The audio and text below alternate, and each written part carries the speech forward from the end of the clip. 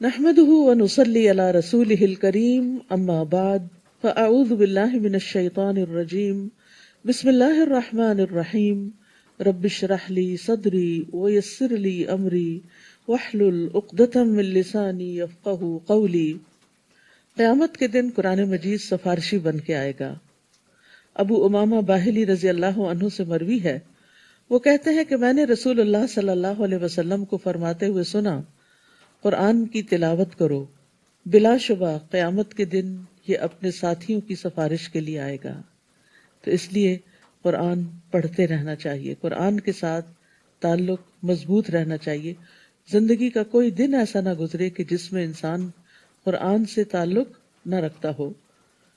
قاری قرآن کے لیے عزت کا تاج اور اللہ کی رضامندی ہے۔ ابو ہریرہ رضی اللہ عنہ سے روایت ہے کہ نبی صلی اللہ علیہ وسلم نے فرمایا، قیامت کے دن قرآن آئے گا اور کہے گا، اے میرے رب، اس قاری قرآن کو زیور پہنا دے۔ تو اس شخص کو عزت کا تاج پہنایا جائے گا۔ امیجن کریں کہ وہ کتنا خوبصورت ہوگا۔ پھر قرآن کہے گا، اے میرے رب، اس میں اضافہ فرمائیں، یعنی ابھی اور بھی۔ تو اس کو عزت کا لباس پہنا دیا جائے گا۔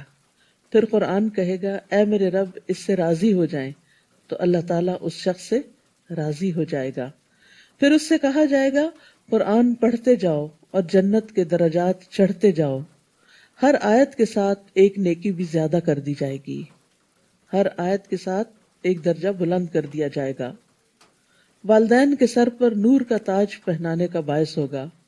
بریدہ رضی اللہ عنہ سے روایت ہے، وہ کہتے ہیں کہ رسول اللہ صلی اللہ علیہ وسلم نے فرمایا، جس نے قرآن پڑھا اور سیکھا اور اس پر عمل کیا، یعنی صرف حافظ قرآن ہونا کافی نہیں، من قرأ القرآن وتعلم وعمل به، تو اس کے والدین کو قیامت کے دن نور کا ایسا تاج پہنایا جائے گا جس کی روشنی سورج کی روشنی کی طرح ہوگی، اور اس کے والدین کو ایسے 2 ریشمی حلے پہنائے جائیں گے، یعنی لباس، کہ وہ پوری دنیا بھی ان 2 حلوں کی قیمت کے برابر نہ ہوگی، یعنی اتنے قیمتی اور اتنے مہنگے ہوں گے۔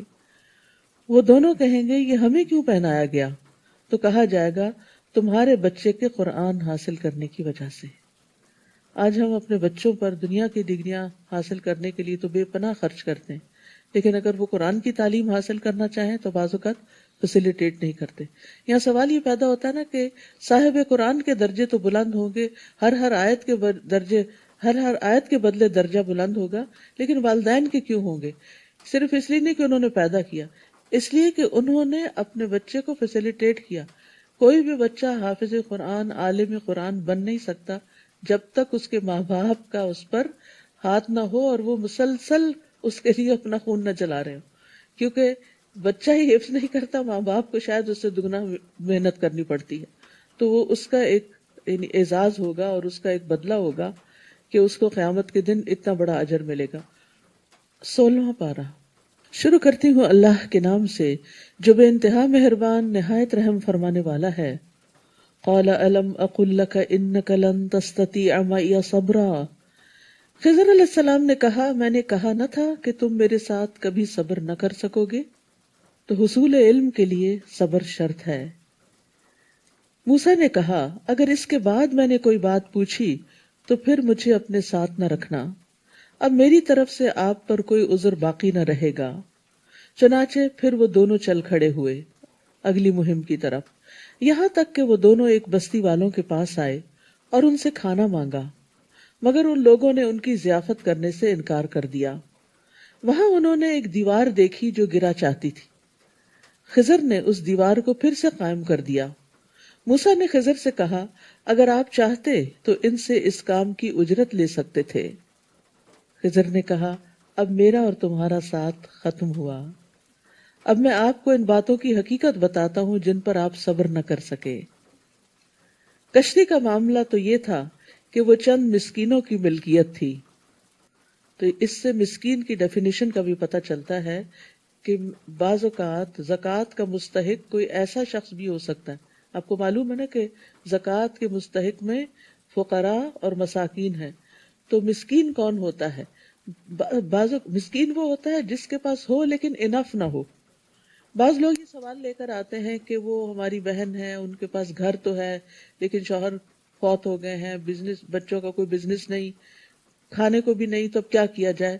ان کے پاس گھر ہے، تو گھر ہونے سے کوئی شخص مسکین کی کیٹیگری سے باہر نہیں آتا اگر اس کے پاس کھانے پینے اور بیسک ضروریات کے لیے نہیں. یعنی یہاں مسکینوں کے پاس ایک شپ تھا، یہ کشتی تھی بہت بڑی، لیکن اس سے اتنی آمدنی حاصل نہیں ہوتی تھی کہ جس سے وہ اپنی ضروریات زندگی کو پورا کر سکیں. تو اس لیے بعض اوقات کسی شخص کے پاس کوئی پراپرٹی ہو سکتی ہے، وہ سیل ہی نہ ہو رہی ہو، لیکن 2 وقت کا کھانا نہیں ہے اس کے پاس، تو ایسی صورت میں اس شخص کو زکوٰۃ دی جا سکتی ہے.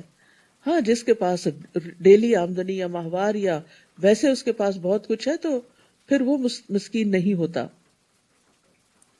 کشتی کا معاملہ تو یہ تھا کہ وہ چند مسکینوں کی ملکیت تھی جو دریا پر محنت مزدوری کرتے تھے.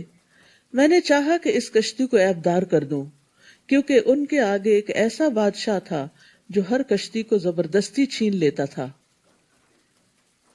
تو بات یہ ہے کہ بعض اوقات زندگی میں ایسے نقصان ہو جاتے ہیں کہ انسان کو اس کی مصلحت اور حکمت سمجھ میں نہیں آتی، اور انسان اس پر پریشان ہوتا ہے کہ ایسا کیوں ہو گیا میرے ساتھ.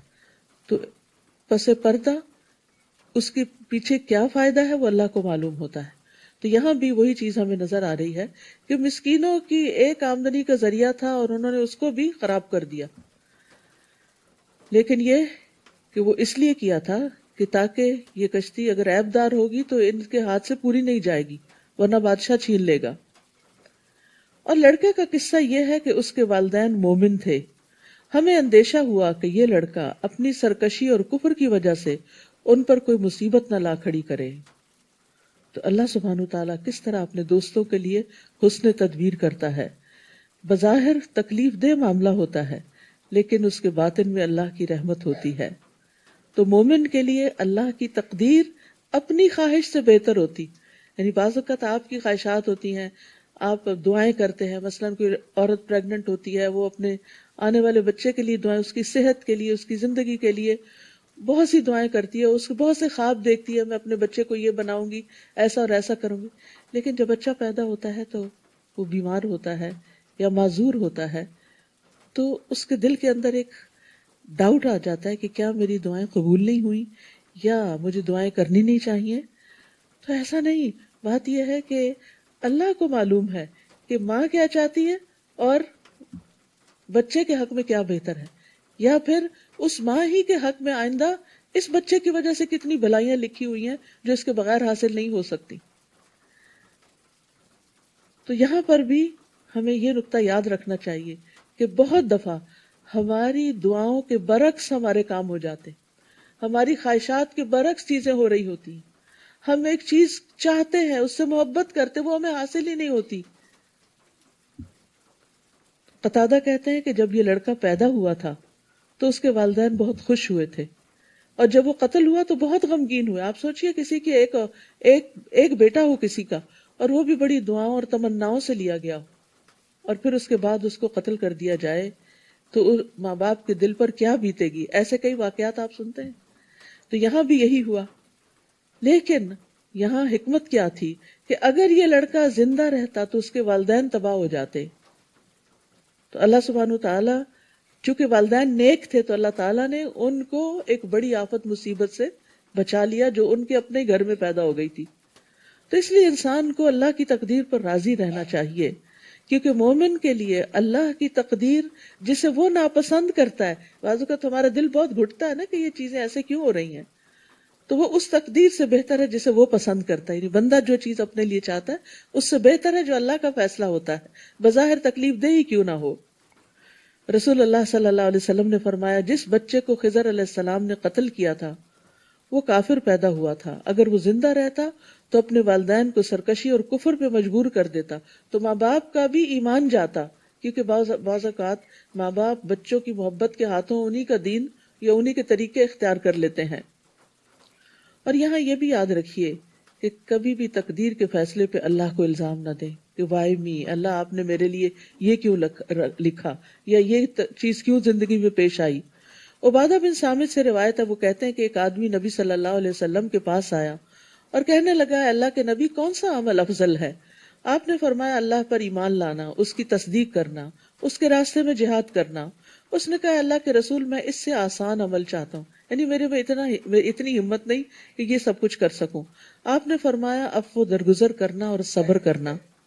اس نے کہا اللہ کے رسول میرا ارادہ تو اس سے بھی آسان عمل کا ہے۔ آپ نے فرمایا کہ اللہ تمہارے بارے میں جو فیصلہ کر دیں اس پر اللہ تبارک و تعالیٰ کو الزام نہیں دینا، یعنی کچھ بھی زندگی میں پیش آ جائے تو یہی سوچنا کہ اس میں بھی خیر ہوگی، میرے رب نے مجھ پہ ظلم نہیں کیا، اس میں بھی کوئی حکمت ہے، کوئی مصلحت ہے۔ رضیت باللہ ربن، یعنی جب دل بھر آئے، جب دل پریشان ہو، جب چیزیں مرضی کے مطابق نہ ہو تو یہ کلمہ اونچی آواز میں پکارتے رہا کرے، رضیت باللہ ربن، میں اپنے رب کے رب ہونے پر راضی ہوں، مجھے کوئی اعتراض نہیں، میں بالکل بھی ناراض نہیں ہوں۔ تو اللہ سبحانہ تعالیٰ اس شخص کا دل بھی رضا سے بھر دے گا پھر، اور قیامت کے دن بھی اس سے راضی ہو جائے گا۔ فَأَرَدْنَا أَن يُبْدِلَهُمَا رَبُّهُمَا خَيْرًا مِّنْهُ زَكَاةً وَأَقْرَبَ الرَّحْمَىٰ، لہٰذا ہم نے چاہا کہ ان کا رب اس لڑکے کے بدل انہیں اس سے بہتر لڑکا عطا کرے جو پاکیزہ اخلاق والا اور قرابت کا بہت خیال رکھنے والا ہو، یعنی والدین کے حق میں صلہ رحمی کرنے والا ہو۔ اور دیوار کی بات یہ ہے کہ وہ 2 یتیم لڑکوں کی تھی جو اس شہر میں رہتے تھے۔ اس دیوار کے نیچے ان کے لیے خزانہ دفن تھا، اور ان کا باپ ایک صالح آدمی تھا، لہٰذا آپ کے رب نے چاہا کہ یہ دونوں یتیم اپنی جوانی کو پہنچ کر اپنا خزانہ نکال لیں۔ یہ جو کچھ میں نے کیا سب آپ کے رب کی رحمت تھی۔ خضر نے خود کو کریڈٹ نہیں دیا، رب کی رحمت بتائی، میں نے اپنے اختیار سے کچھ بھی نہیں کیا، یعنی یہ تو اللہ کے احکام تھے جو میرے پاس آئے تھے اور میں ان احکامات کی پیروی کر رہا تھا۔ یہ ہے ان باتوں کی حقیقت جن پر آپ صبر نہ کر سکے۔ تو اللہ تعالیٰ کے احکامات 2 طرح کے ہوتے ہیں، ایک شرعی احکامات ہوتے ہیں جو پیغمبروں کو وحی کے ذریعے دیے جاتے ہیں، قرآن کی شکل میں، حدیث کی شکل میں، اور ایک کونی احکامات، تکوینی احکامات کہ جو کائنات سے متعلق ہوتے ہیں۔ اس کے لیے اللہ تعالیٰ نے اپنے فرشتے مقرر کر رکھے ہوتے ہیں کہ جن کے ذریعے وہ ان احکامات کی تعمیل کرواتا ہے۔ اب آپ دیکھیے کہ موسیٰ علیہ السلام کے لیے چونکہ وہ حضرت خضر جو تھے وہ ایک انسان کی شکل میں یہ سارے کام کر رہے تھے تو انہیں بڑے اچنبھے لگ رہے تھے، یعنی حیرت ہو رہی تھی کہ یہ سب کچھ کیا ہو رہا ہے اور کیوں ہو رہا ہے اور یہ کچھ ٹھیک نہیں ہو رہا۔ حالانکہ اسی طرح کے بہت سے کام فرشتے ہر وقت کر رہے ہوتے ہیں، کسی کی جان لے رہے ہیں، کہیں عذاب لا رہے ہیں، کہیں بارش برسا رہے ہیں، کہیں بجلی کڑک رہی ہے، کہیں کچھ ہو رہا ہے، تو ہم میں سے کوئی یہ نہیں کہتا کہ دس از انفیئر، وہ کہتے ہیں دس از پارٹ آف لائف۔ تو خضر علیہ السلام نے جب کیا تو وہ ان کو عجیب لگ رہے تھے، لیکن جب بھی کوئی شخص اللہ کے حکم سے کوئی کام کرتا ہے، وہ انسان ہو، وہ فرشتہ ہو، وہ پیغمبر ہو، ہماری عقل میں اگر وہ نہیں سماتا، ہماری عقل سے وہ بالا ہے، تو اس پر ہمیں اللہ کے فیصلوں پہ راضی ہو جانا چاہیے، اس پر ایمان لے آنا چاہیے، کیونکہ اسی کے اندر خیر ہوتی ہے۔ اور یہاں جو آخری واقعہ پیش آیا کہ جس بستی نے ان کو کھانا نہیں دیا، جس بستی والوں نے انہیں کھانا نہیں دیا، وہاں خضر نے ایک دیوار بنا دی۔ یہ دیوار کیوں بنائی گئی تھی؟ یتیم بچوں کے خزانے کو محفوظ کرنے کے لیے، اور کہا جاتا ہے کہ وہ باپ عالم تھا اور بچوں کے لیے بہت سی کتابیں چھوڑ کر گیا تھا جو وہ اس کے نیچے تھیں، یعنی خزانے سے مراد صرف مال دولت نہیں تھی بلکہ علم کا خزانہ تھا، کیونکہ علم کی دولت دنیا کی دولت سے کہیں زیادہ بہتر ہوتی ہے۔ باقی دولت تو انسان کے ہاتھ سے چلی جاتی ہے، لیکن علم جو ہے وہ انسان کے ساتھ قبر میں بھی جاتا ہے۔ یہاں سے ایک اور بڑی اہم بات پتہ چلتی ہے، وہ یہ کہ نیک آدمی کی اولاد کی حفاظت کی جاتی ہے، یعنی آپ اگر نیک کام کرتے ہیں، اچھے کام کرتے ہیں، تو اس کا صلہ اگر آپ کو اپنی زندگی میں نظر نہیں آتا تو آپ اولاد کی خوشیوں کی شکل میں دیکھیں گے، اور والدین کی نیکیوں اور اس کی عبادت کی برکت سے اولاد کو دنیا اور آخرت میں بھلائیاں ملتی ہیں، کیونکہ دنیا میں وہ ان کے نام سے کماتا ہے اور آخرت میں وہ والدین کی سفارش کا بھی حقدار ہو سکتا ہے، یعنی اگر اولاد اتنی نیک نہیں، ماں باپ بہت نیک تھے تو اولاد کے حق میں سفارش کریں، جیسے حافظ قرآن کو شفاعت کا حق ملے گا، یا اسی طرح اور بھی۔ اور پھر اولاد کے جنت میں بھی درجے بلند کیے جائیں گے اپنے والدین کی ملاقات کے لیے، اور والدین کی نیکیوں کے سبب اولاد کی بعض پریشانیاں بھی دور ہوتی ہیں، ان کی دعائیں بھی اولاد کے حق میں جب قبول ہوتی ہیں تو والدین کے لیے باعث اطمینان ہوتی ہیں۔ کسی کا کہنا ہے کہ جب بھی میں کسی سلجھے ہوئے خوشحال نوجوان کو دیکھتا ہوں تو مجھے یقین ہو جاتا ہے کہ ضرور اس کا باپ صالح اور نیک آدمی ہوگا، تب یہ بچہ اتنا سلجھا ہوا ہے۔ اور مجھے اس آیت کی صداقت نظر آنے لگتی ہے، وَكَانَ أَبُوهُمَا صَالِحًا، تو باپ اگر نیک ہو تو فائدہ دنیا میں ہی اولاد کو ہونے لگتا ہے۔ ڈاکٹر نبیل عوضی کہتے ہیں کہ جب نوافل کی ادائیگی میں سستی اور کاہلی ہونے لگتی ہے تو مجھے اپنے بیٹے کی دنیا کی پریشانیاں یاد آتی ہیں کہ کہیں نوافل کی ادائیگی میں میری سستی میری اولاد کی پریشانی کا باعث نہ بنے۔ یعنی بچے ایگزام کے لیے پریشان ہیں، پڑھائی میں، بزنس میں، جاب میں، اپنی فیملی لائف میں، اپنے بچوں کی وجہ سے پریشان ہیں، تو آپ دیکھیے کہ جب والدین بزرگ ہو جاتے ہیں تو ان کا کام پھر کیا رہ جاتا ہے؟ دعائیں اور نوافل اور عبادت اور بچوں کی خیر، اور سب سے زیادہ تڑپ کے جو ماں باپ کی دعائیں ہوتی ہیں وہ اولادی کے لیے نکلتی ہیں۔ تو اس لیے وہ کہتے ہیں کہ کان ابوہما صالحا، اگر ماں باپ نیک ہوں گے، خصوصاً اگر باپ نیک ہوگا تو پھر اس کے اثرات جو ہے، یہ نہیں کہ ماں نہیں، لیکن یہاں باپ کا چونکہ لفظ استعمال ہوا ہے اس لیے ظاہری معنی کے اوپر۔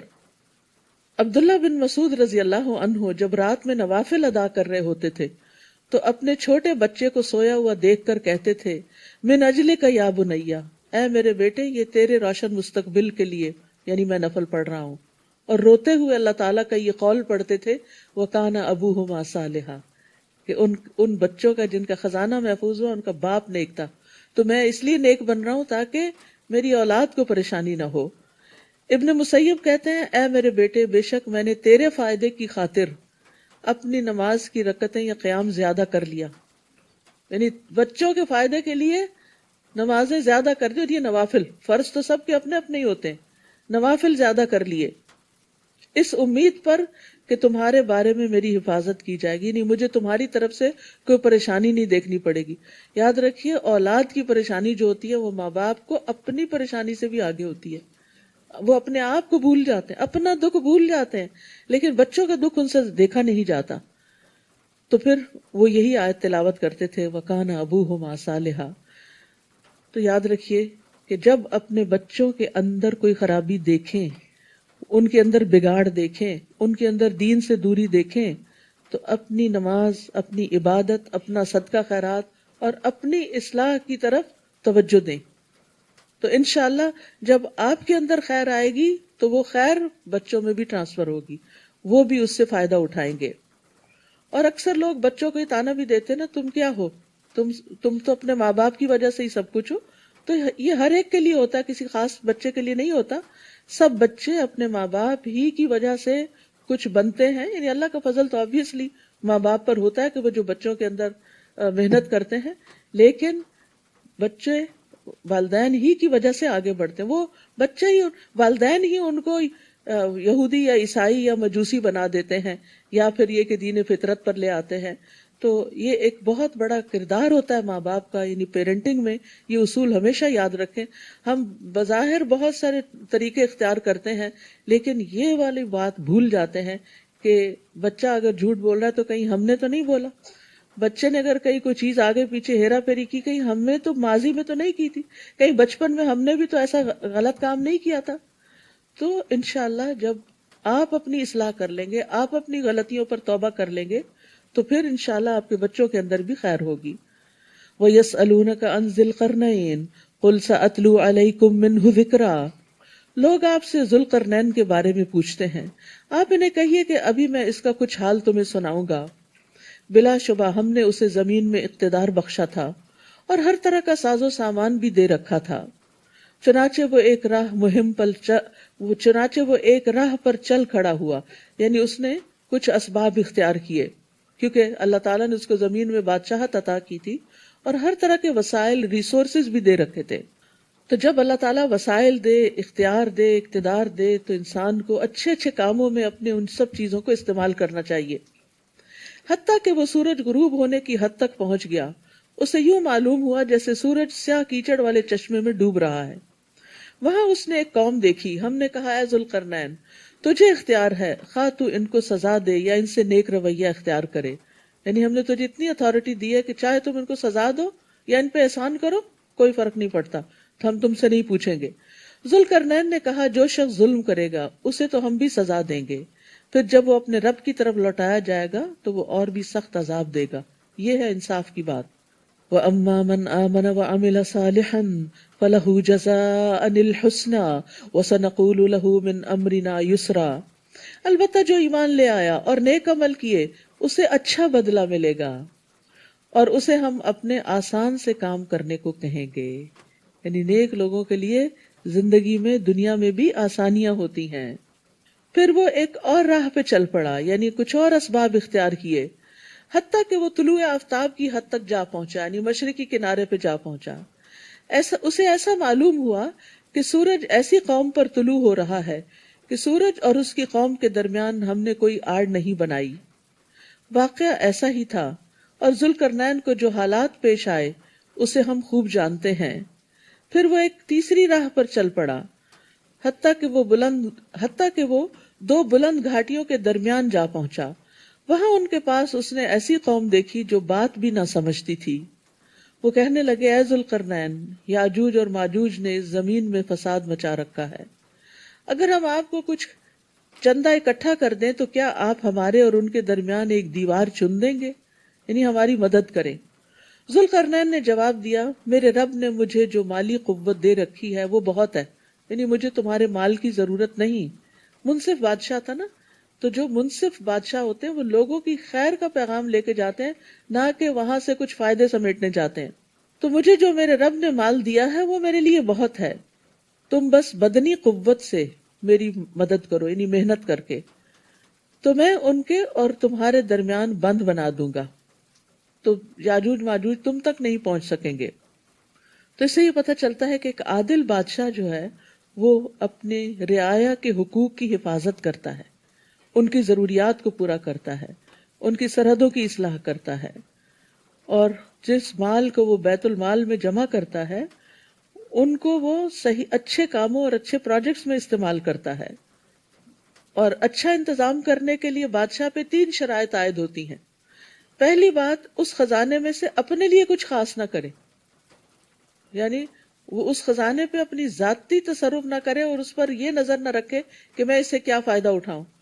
دوسرا یہ ہے کہ سب سے پہلے ضرورت مندوں پر خرچ کرنے سے ابتدا کرے اور ان کی مدد کرے، غریب لوگ اور جو محتاج ہیں ان سے آغاز کرے، اور تیسرے، لوگوں کے مرتبوں کے مطابق عطیات دینے میں مساوات سے کام لے، یعنی جو لوگ اس مملکت کے اندر بڑے بڑے کام کر رہے ہوں ان کو جب کوئی سیلری یا کوئی گفٹ یا کوئی ان کے اپریسیشن کے لیے کوئی ٹوکن دیا جائے تو پھر سب کے ساتھ مساوات بھی برتی جائے، لیکن جو رعایا کی ضرورت پوری نہ کرے اس کے لیے وعید بھی ہے۔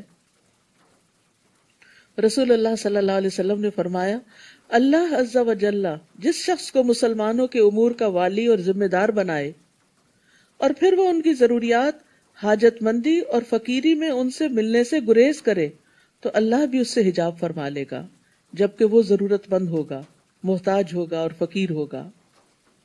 آتونی زبر الحدید، مجھے لوہے کی چادریں لا دو۔ ذوالقرنین نے جب ان چادروں کو ان دونوں گھاٹیوں کے درمیان برابر کر کے خلا کو پاٹ دیا تو ان سے کہا کہ اب آگ دہکاؤ، حتیٰ کہ جب لوہے کی چادریں آگ کی طرح سرخ ہو گئی تو اس نے کہا، اب میرے پاس پگھلا ہوا تانبا لاؤ کہ میں ان چادروں کے درمیان بہا کر پیوست کر دوں، یعنی اس کو بالکل برابر کر دوں۔ تو اس سے یہ پتہ چلتا ہے کہ ذوالقرنین نے سارا کام اپنے ہاتھ میں نہیں لیا ہوا تھا، بلکہ اس کو ڈیلیگیٹ کیا اور سب کا تعاون بھی حاصل کیا۔ تو جو لوگ مل جل کر کام کرتے ہیں، کوئی چادریں لا رہا ہے اور کوئی ان کو تپا رہا ہے اور کوئی تانبا پگھلا رہا ہے اور پھر کوئی الٹا رہا ہے، تو اس سے کیا ہوتا ہے، بہت بڑے بڑے کام ہو جاتے ہیں۔ اور جب ہم اکیلے ہی سب کام کرنے کو چل پڑتے ہیں اور اپنے ہی ہاتھ میں سب کچھ لے لیتے ہیں تو پھر بڑا کام نہیں ہو سکتا۔ اس لیے نیکی کے کاموں میں جہاں دوسروں سے تعاون کرنا چاہیے وہاں دوسروں کا تعاون بھی خوشی سے لینا چاہیے، ان کو ویلکم کرنا چاہیے، ان کے آئیڈیاز کو ویلکم کرنا چاہیے، ان کی مدد لینے کو خوشی کا باعث سمجھنا چاہیے کہ آپ ان کو نیکی کا موقع دے رہے ہیں۔ کیونکہ بعض اوقات ہم یہ کہتے ہیں کیا کسی کو تکلیف دینی، کیا اس کو کیا کہنا. نہیں، جب آپ کسی کو کچھ کہتے ہیں تو اس کو بھی ایک اچھے کام کا موقع ملتا ہے. بعض لوگ ہوتے ہیں ان کو نیکی کے کام کے اور بڑے بڑے کاموں کے بڑے خوبصورت آئیڈیاز آتے رہتے ہیں، لیکن کچھ لوگوں کا دماغ اس طرح کام نہیں کرتا. کچھ لوگ جو ہیں وہ دور تک دیکھ سکتے ہیں چیزوں کو، اور کچھ لوگ قریب کی چیزیں بھی انہیں سمجھ نہیں آتی کیا کرنی ہے. تو ایسے میں جن لوگوں کو اللہ نے ذہنی صلاحیت دی ہو، لیڈرشپ کے مقام پر فائز کیا ہو، انہیں چاہیے کہ وہ بندوں سے کام لینا بھی جانے.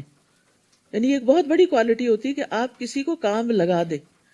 ایک ہے آپ خود محنت مزدوری کریں جیسے کوئی مزدور کر رہا ہوتا ہے، ایک ہے کوئی ایسا بزنس شروع کرتا ہے کہ 1000 لوگوں کو اپنا امپلائی یعنی کہ اس کو محنت مزدوری پہ لگا دیتا ہے، کتنے لوگوں کی جاب کا نکال دیتا ہے اس میں سے. تو یہ ظاہر ہے آبویسلی ایک بڑا کام ہے. تو ہمیشہ صرف خود ہی کام کرنے کا نہ سوچیں، دوسروں کو بھی کام لگائیں. اسی طرح گھر کے اندر بھی اپنے بچوں کو بھی ساتھ کام لگائیں، اور اکٹھے کام کرنے سے باہم محبت بھی پیدا ہوتی. فَمَسْتَطَاعُوا أَن يَظْهَرُوهُ وَمَسْتَطَاعُوا لَهُ نَقْبًا. اس طرح یہ بند ایسا بن گیا کہ یاجوج ماجوج نہ تو اس کے اوپر چڑھ سکتے تھے اور نہ ہی اس میں کوئی سوراخ کر سکتے تھے. ذوالقرنین کہنے لگا یہ میرے رب کی رحمت سے بن گیا ہے، مگر میرے رب کے وعدے کا وقت آ جائے گا تو وہ اس بند کو پیوند خاک کر دے گا. یعنی اللہ کے سامنے تو یہ دیوار کچھ بھی نہیں، اور میرے رب کا وعدہ برحق ہے.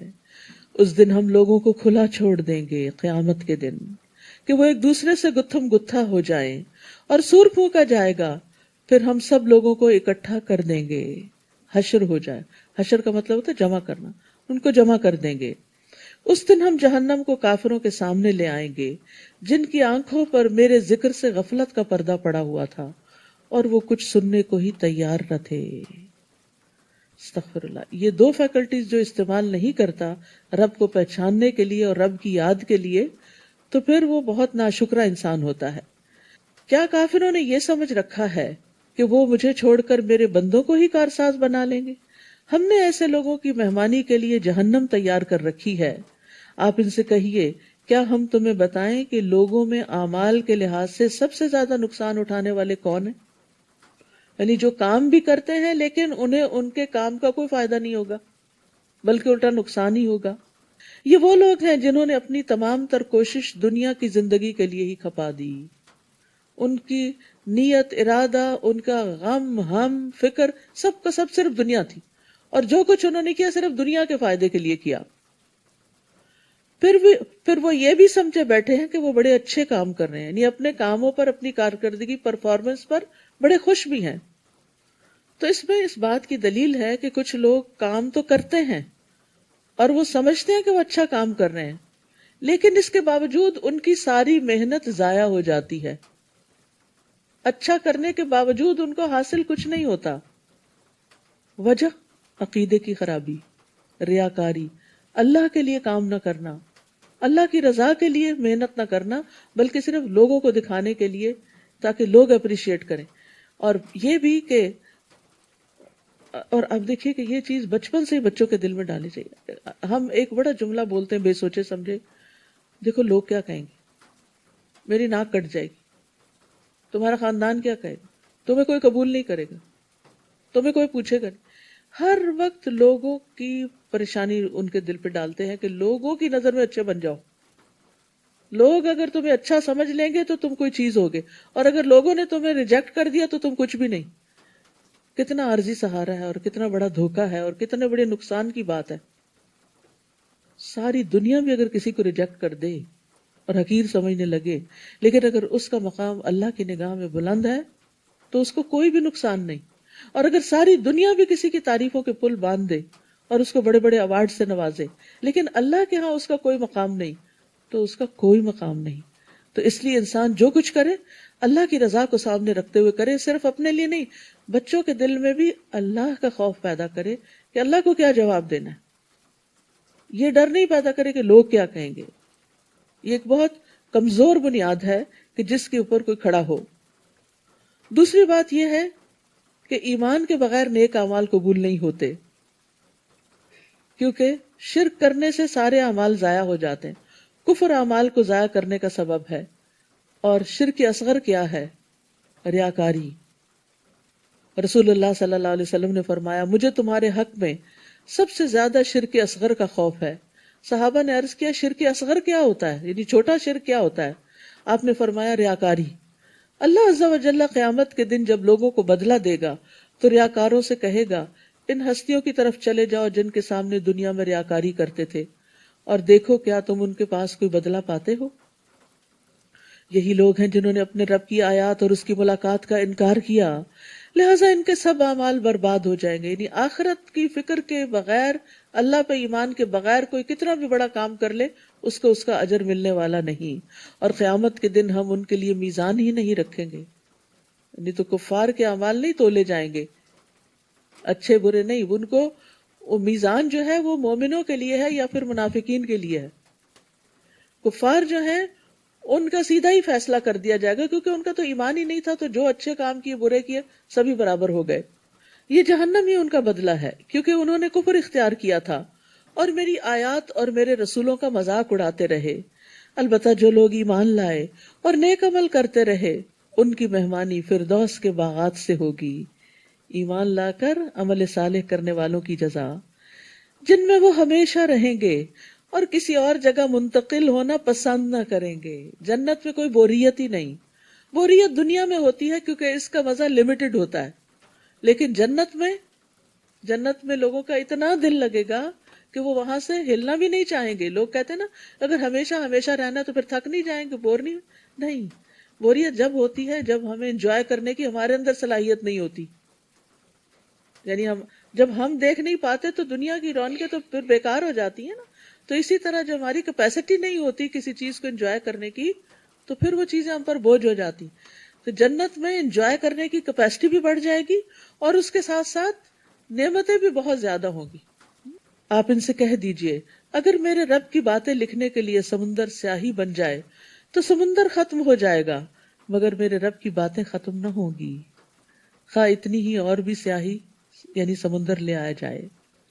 آپ ان سے کہہ دیجئے انما انا بشر مثلکم، میں تو تمہارے جیسا ایک انسان ہوں، ہاں یہ فرق ضرور ہے کہ میری طرف وحی کی جاتی ہے کہ تمہارا الہ صرف ایک ہی الہ ہے، لہٰذا جو شخص اپنے رب سے ملنے کی امید رکھتا ہے اسے چاہیے کہ وہ نیک عمل کرے۔ رب کی ملاقات کا شوق ہے تو اچھے اچھے کام کر لو، بہترین چیزیں تیار کرو ساتھ لے جانے کے لیے، اور اپنے رب کی عبادت میں کسی دوسرے کو شریک نہ کرے، یعنی ریاکاری نہ کرے، کوئی دکھاوا نہ کرے، کسی اور کے لیے اچھے کام نہ کرے۔ سورۃ مریم۔ شروع کرتی ہوں اللہ کے نام سے جو بے انتہا مہربان نہایت رحم فرمانے والا ہے۔ سورۃ مریم، کاف ہا یا عین صاد۔ یہ آپ کے رب کی اس رحمت کا ذکر ہے جو اس نے اپنے بندے زکریا پر کی علیہ السلام۔ جب زکریا نے اپنے رب کو چپکے پکارا، دل ہی دل میں پکارا، کہا میرے رب میری ہڈیاں بوسیدہ ہو چکی اور بڑھاپے کی وجہ سے سر کے بال سفید ہو گئے، تاہم اے میرے رب میں تجھے پکار کے کبھی محروم نہیں رہا۔ پکارنے کا انداز ہے نا، تو اللہ سے مانگتے ہوئے انسان کو عاجزی اور انکساری کا اظہار کرنا چاہیے، اپنے حال کا بھی ذکر کرنا چاہیے، اپنے دکھوں کا بھی بتانا چاہیے، اپنے کنسرنز بتانے چاہیے، اور پھر یہ بھی کہ امید کا اظہار کرنا چاہیے کہ یا اللہ میں تجھ سے دعا کر کے محروم نہیں رہا۔ عام لوگوں کا حال کیا ہوتا ہے، جب ذرا زیادہ دعائیں کر لیتے ہیں تو کہتے ہیں اتنی دعائیں کی ہیں میری نہیں سنی جاتی، میری نہیں سنی جائے گی، لہٰذا دعا کرنا چھوڑ دیتے ہیں۔ جبکہ پیغمبروں کا معاملہ اس سے برعکس ہے، وہ دعا کر کے کہتے ہیں ہم کبھی محروم نہیں رہے، ہمیں یقین ہے دعائیں قبول ہوتی ہیں، آج نہیں تو کل ہوں گی۔ کتنے پر امید ہیں یہ۔ اور پھر یہ ہے کہ گزشتہ زندگی میں ان کی بہت سی دعائیں قبول بھی ہوئی ہوں گی، اس بنا پہ کہا کہ میری تو آج تک بہت دعائیں قبول ہوئی۔ ہمیں اپنی زندگی میں جب بہت سی دعائیں قبول ہوتی ہیں تو ان کا تو وہ ہم بھول جاتے ہیں، ان کا ہم ذکر نہیں کرتے کہ اللہ آپ نے اتنا کچھ دیا ہے، جو مانگا وہ سب بھی دیا ہے تو آئندہ بھی دے گا۔ تو مثبت سوچ جو ہے ایک بہت بڑی نعمت ہے جو انسان کو بہت سے غموں اور فکروں سے نجات دیتی ہے۔ تو دعا کا ایک ادب ہے کہ انسان عاجزی اور انکساری اختیار کرے۔ انس بن مالک کہتے ہیں کہ رسول اللہ صلی اللہ علیہ وسلم جب کسی غزوے کے لیے تشریف لے جاتے تو یوں دعا کرتے، اللہم انت عضدی و نصیری بک احول و بک اصول و بک اقاتل۔ اے اللہ تو میرا بازو ہے، تو میرا مددگار ہے، تیری ہی دی ہوئی قوت کے ساتھ میں تدبیر کرتا ہوں، تیری ہی دی ہوئی طاقت کے ساتھ میں حملہ کرتا ہوں، تیری ہی مدد سے میں لڑائی کرتا ہوں. یعنی اللہ تعالیٰ کو اتنا قریب پاتے تھے اور اسی سے ساری باتیں کر رہے ہوتے تھے. تو دعا کے معاملے میں اللہ سبحانہ تعالیٰ سے حسن ظن رکھنا چاہیے اور پورے یقین سے دعا کرنی چاہیے، کیونکہ اللہ سبحانہ تعالیٰ کے لیے کوئی بھی کام مشکل نہیں ہے، ہمیں مشکل ہے. انس بن مالک کہتے ہیں کہ رسول اللہ صلی اللہ علیہ وسلم نے فرمایا جب تم میں سے کوئی دعا کرے تو اسے چاہیے کہ وہ پختہ یقین کے ساتھ سوال کرے. وہ اس طرح ہرگز نہ کہے کہ اے اللہ اگر تو چاہے تو مجھے عطا کر دے، یعنی تو چاہتا ہے تو دعا قبول کر لے، نہیں تو نہیں. ایسا نہیں. بے شک اللہ کی ذات کو کوئی مجبور کرنے والا نہیں، وہ جب قبول کرتا ہے اپنی رضا سے ہی کرتا ہے.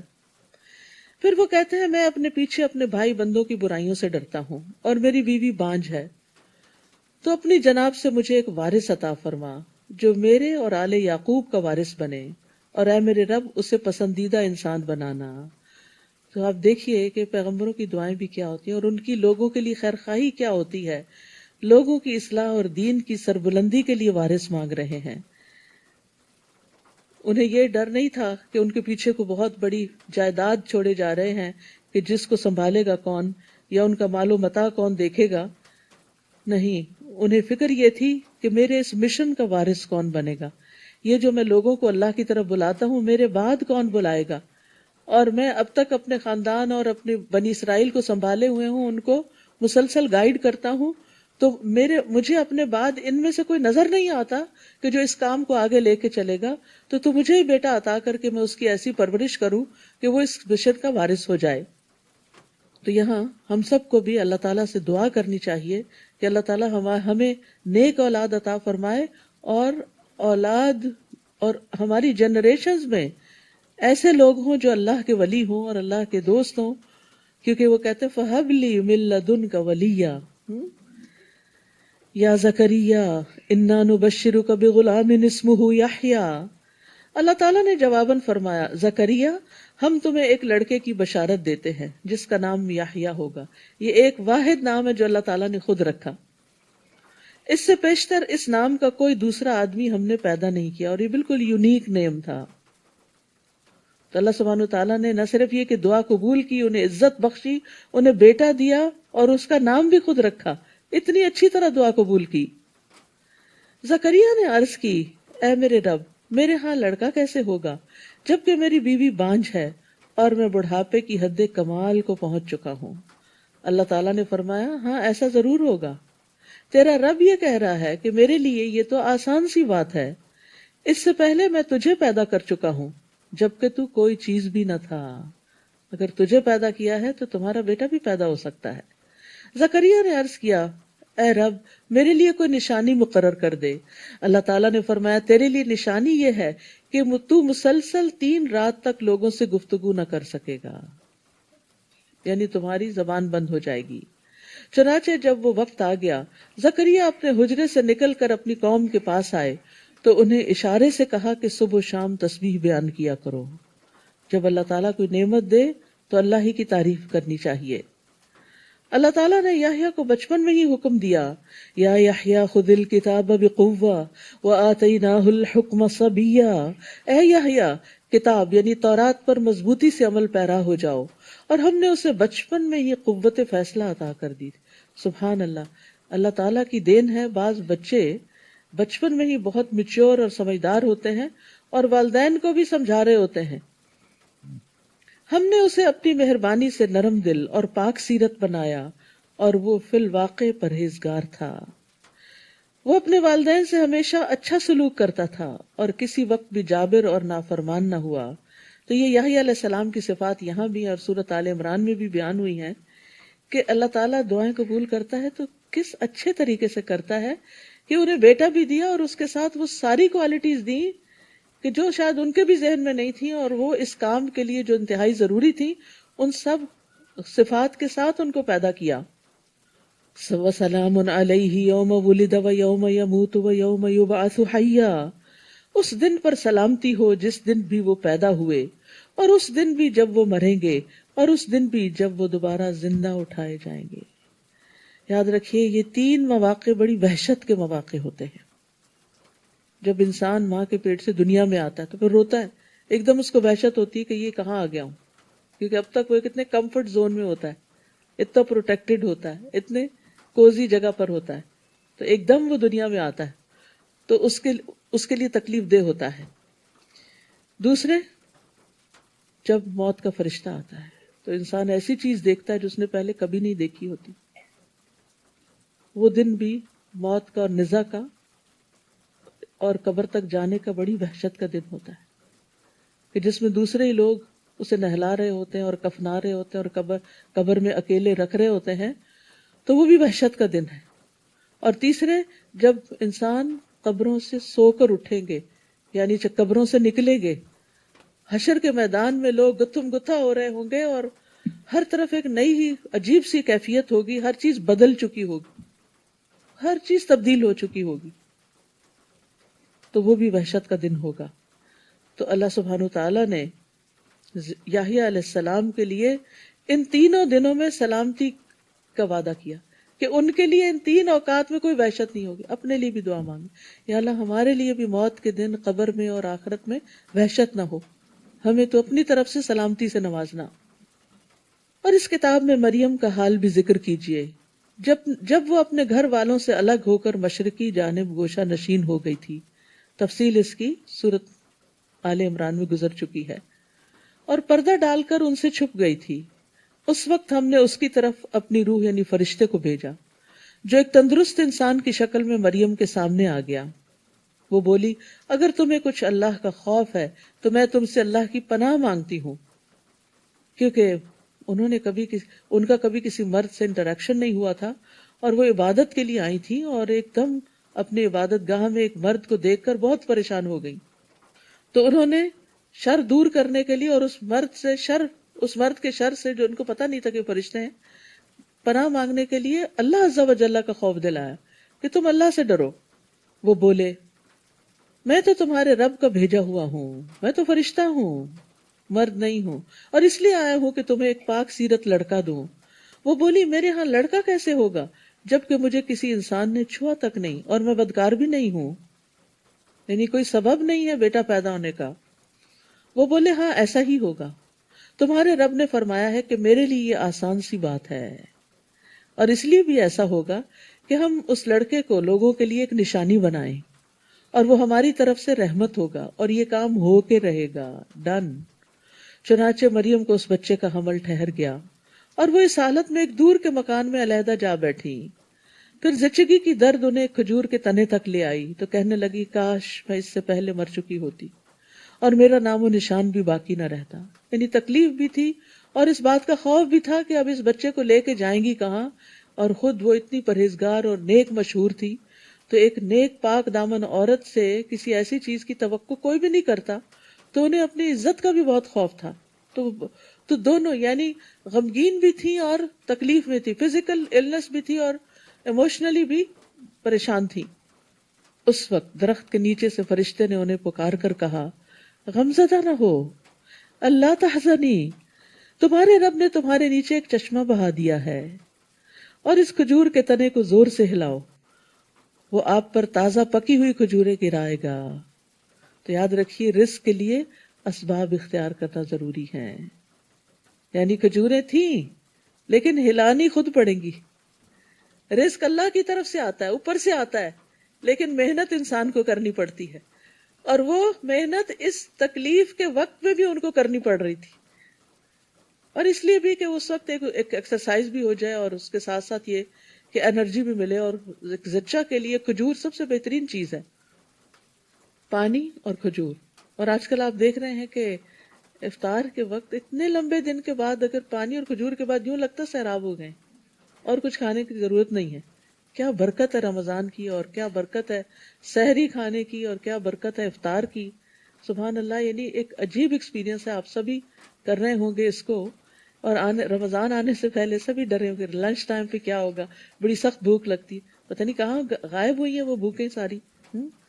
یہ اللہ کی رحمت ہے، اور یہ ایک زبردست ایک روحانی ایکسپیرینس ہوتا ہے جو اللہ سبحانہ وتعالیٰ ہر سال ہمیں کراتے ہیں، اور فزیکلی بھی اور روحانی طور پر بھی اور ایموشنلی بھی ایک تزکیہ کرتے ہیں بندوں کا۔ تو رمضان ایک بہت بڑی نعمت ہے اللہ سبحانہ وتعالیٰ کی۔ تو بہرحال یہاں جو بات کی جا رہی ہے وہ یہ کہ انسان کو چاہیے کہ رزق کی تلاش میں کوئی نہ کوئی سبب اور ہیلا کرے، بیٹھا نہ رہے میں اللہ پہ توکل کرتا ہوں کچھ آ ہی جائے گا، ٹپک پڑے گا، نہیں، کچھ نہ کچھ کوشش کرنی پڑتی ہے۔ فَكُلِي وَاشْرَبِي وَقَرِّي عَيْنًا، بس کھاؤ پیو اور اپنی آنکھیں ٹھنڈی کرو۔ پھر اگر تمہیں کوئی آدمی دیکھے تو کہہ دینا میں نے اللہ کے لیے روزے کی نظر مانی ہے، لہذا آج کسی انسان سے بات نہ کروں گی۔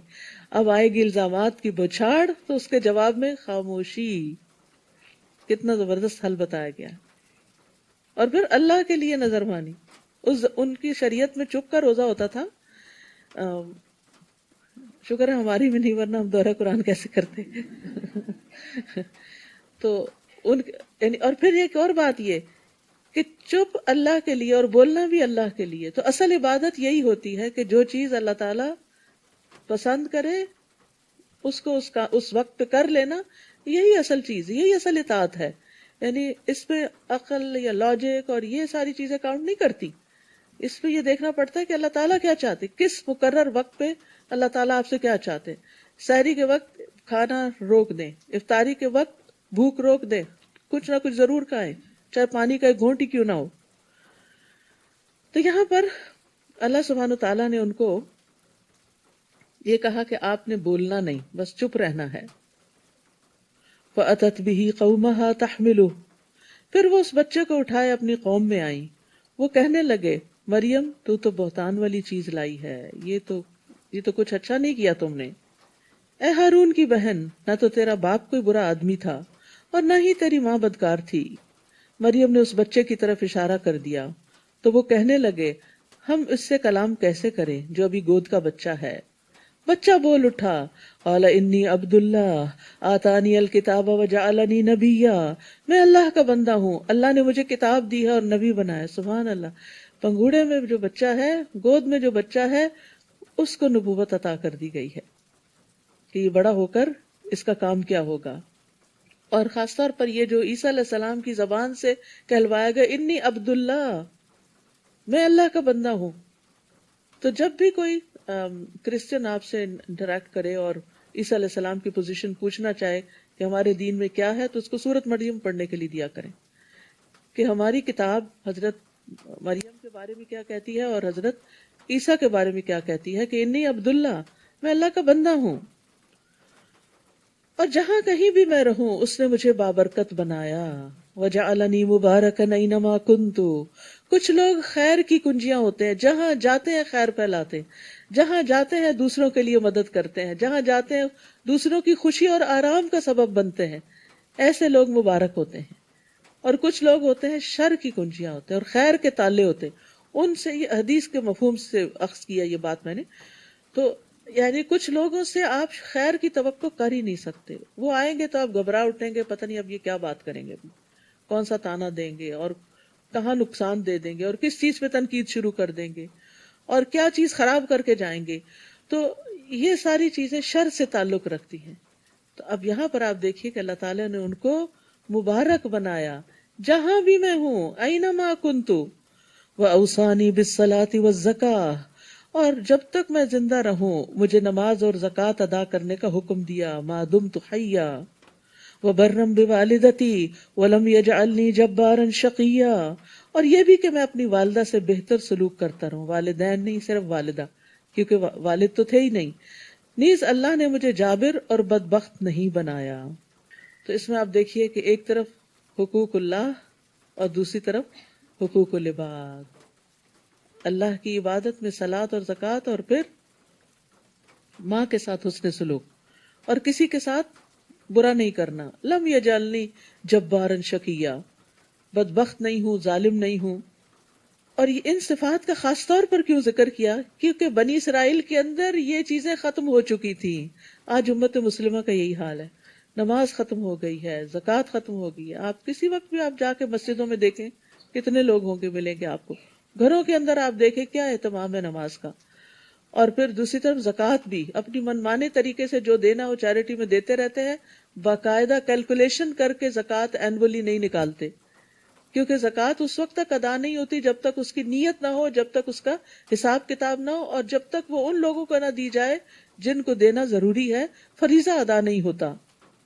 اور دوسری طرف والدین کے ساتھ آج اولاد کیا کر رہی ہے ہم سب جانتے ہیں۔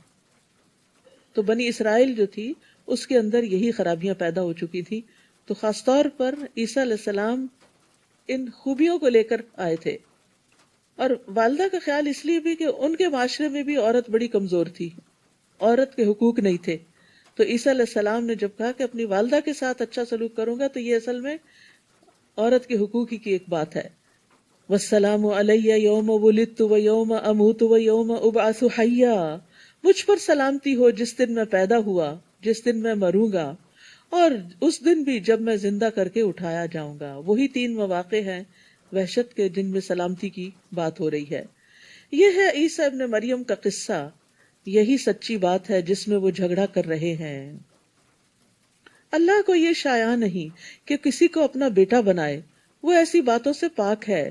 جب وہ کسی کام کا فیصلہ کرتا ہے تو بس یہ کہہ دیتا ہے کہ ہو جا، تو وہ ہو جاتی ہے۔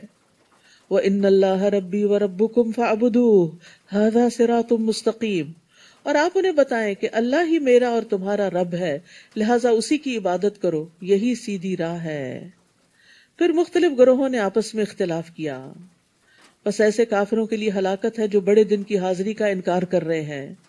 جس دن وہ ہمارے پاس آئیں گے اس روز وہ خوب سن رہے اور دیکھ رہے ہوں گے، لیکن یہ ظالم آج کھلی گمراہی میں پڑے ہوئے ہیں۔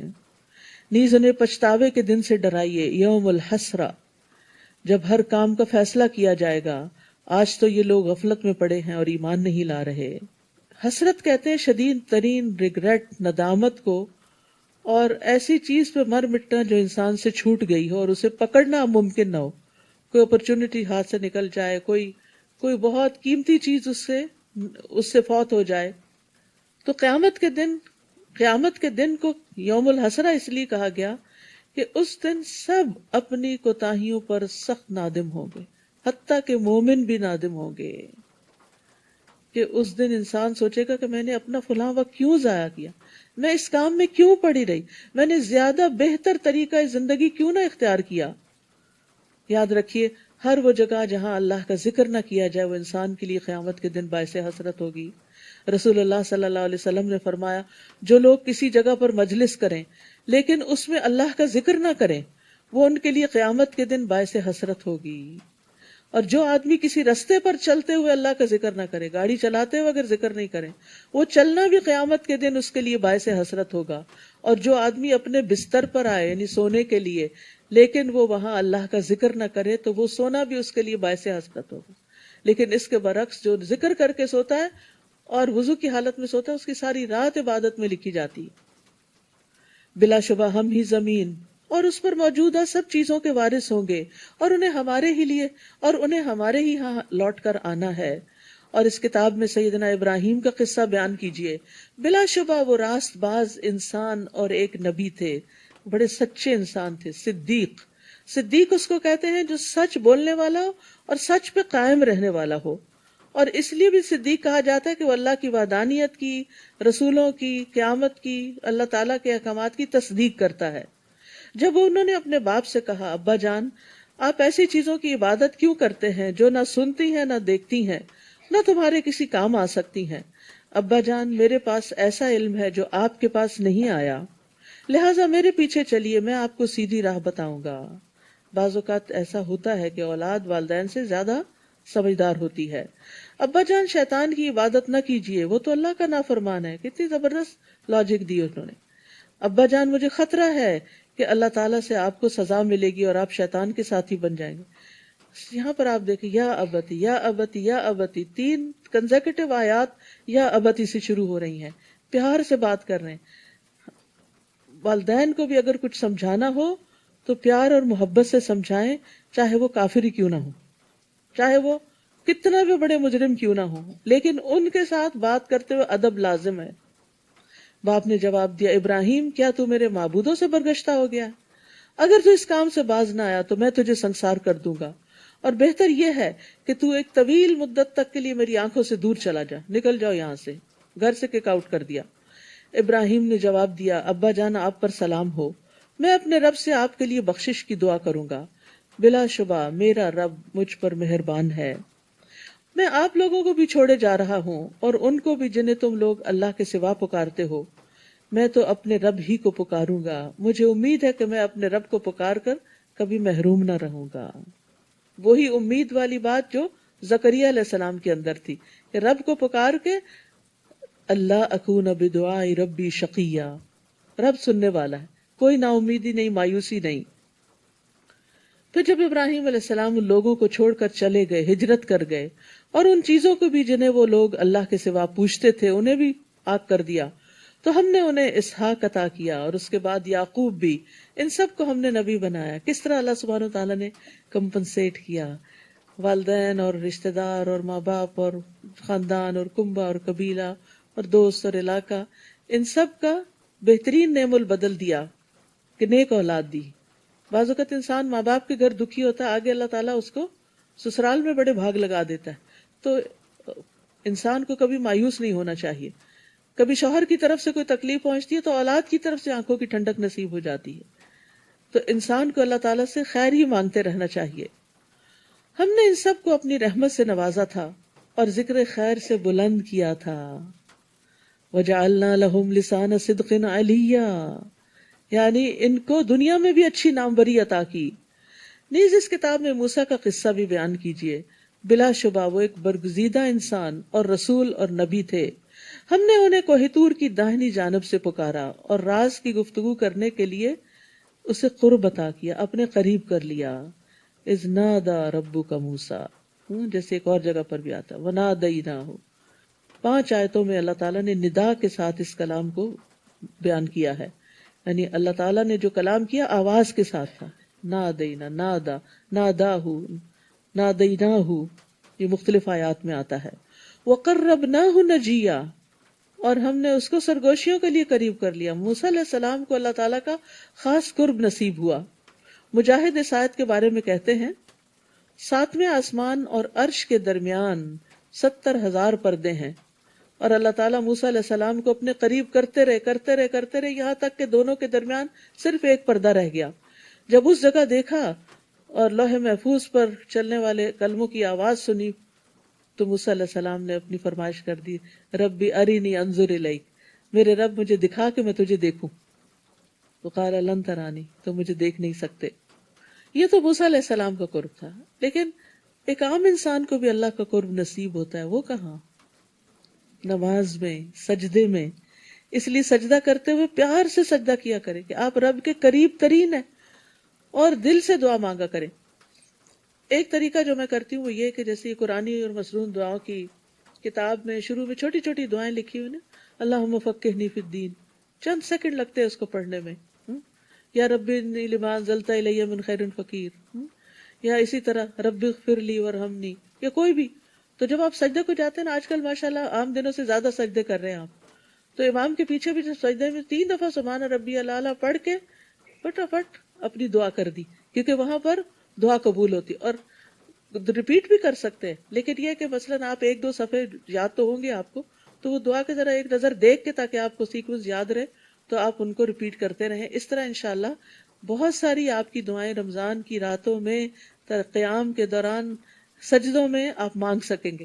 اور اس کے لیے ضروری ہے کہ آپ چھوٹی چھوٹی دعائیں، چلے لمبی تو نہیں، اور امام لمبی دعا کا وقت بھی نہیں دیتے، وہ بھی جلدی میں ہوتے ہیں، تو اس میں یہ ہے کہ چھوٹی سی دعا تو قبول ہو سکتی ہے، یعنی چھوٹی سی دعا تو مانگی جا سکتی ہے، اور اللہ تعالیٰ اگر وہ قبول کر لے تو پتہ نہیں کتنی خیر اور بلائی کے خزانے آپ کے لیے کھل جائے، اور اس رمضان کے بعد معلوم نہیں اور نیکیوں کی کیسی کیسی اپرچونٹیز آپ کو ملے۔ تو رب کو پکارنا چاہیے، اور رب کے قریب جا کے رب سے دعا کرنی چاہیے، یعنی سجدے میں۔ وَوَهَبْنَا لَهُ مِن رَحْمَتِنَا أَخَاهُ هَارُونَ نَبِيًّا۔ دلچسپ بات یہ کہ موسیٰ علیہ السلام کی اولاد کا ذکر نہیں ملتا، لیکن ان کے بھائی کا ذکر ملتا ہے۔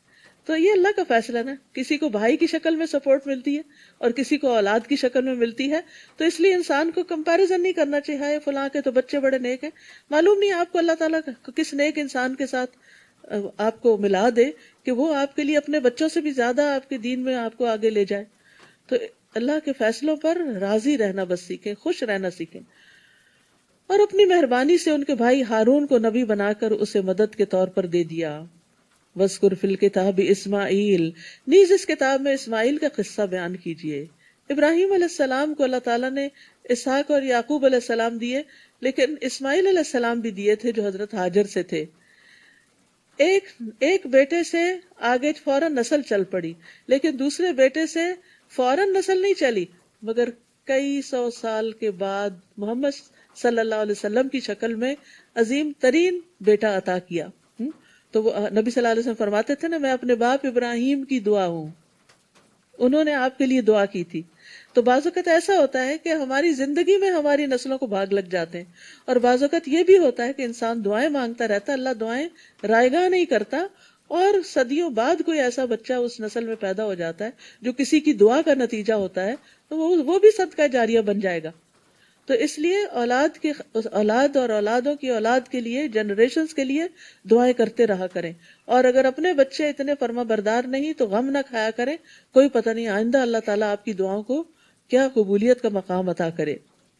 نیز اس کتاب میں اسماعیل کا قصہ بیان کیجئے، وہ وعدے کے سچے۔ دیکھیے کتنی دفعہ قرآن میں وعدے کا ذکر آیا نا، تو ہم سب کو اس بات کا لحاظ رکھنا چاہیے، کسی سے کچھ کہے تو پھر کر کے دکھائیں۔ اللہ سے وعدہ کرے، کوئی نظر مانے، منت مانے، یا بندوں کے ساتھ کوئی وعدہ کرے تو اس کو پھر حتی الامکان نبھائیں۔ تو اللہ تعالیٰ نے ان کے وعدے کی پابندی کی وجہ سے ان کی یہ صفت یہاں بیان کی، اور وہ رسول نبی تھے، اور یہ انبیاء کے اخلاق میں سے ہے۔ نبی صلی اللہ علیہ وسلم کی خوبی بھی کیا تھی؟ کان صادق الوعد۔ اور خوبی کیا تھی اسماعیل علیہ السلام کی؟ وہ اپنے گھر والوں کو نماز اور زکوٰۃ کا حکم دیتے تھے۔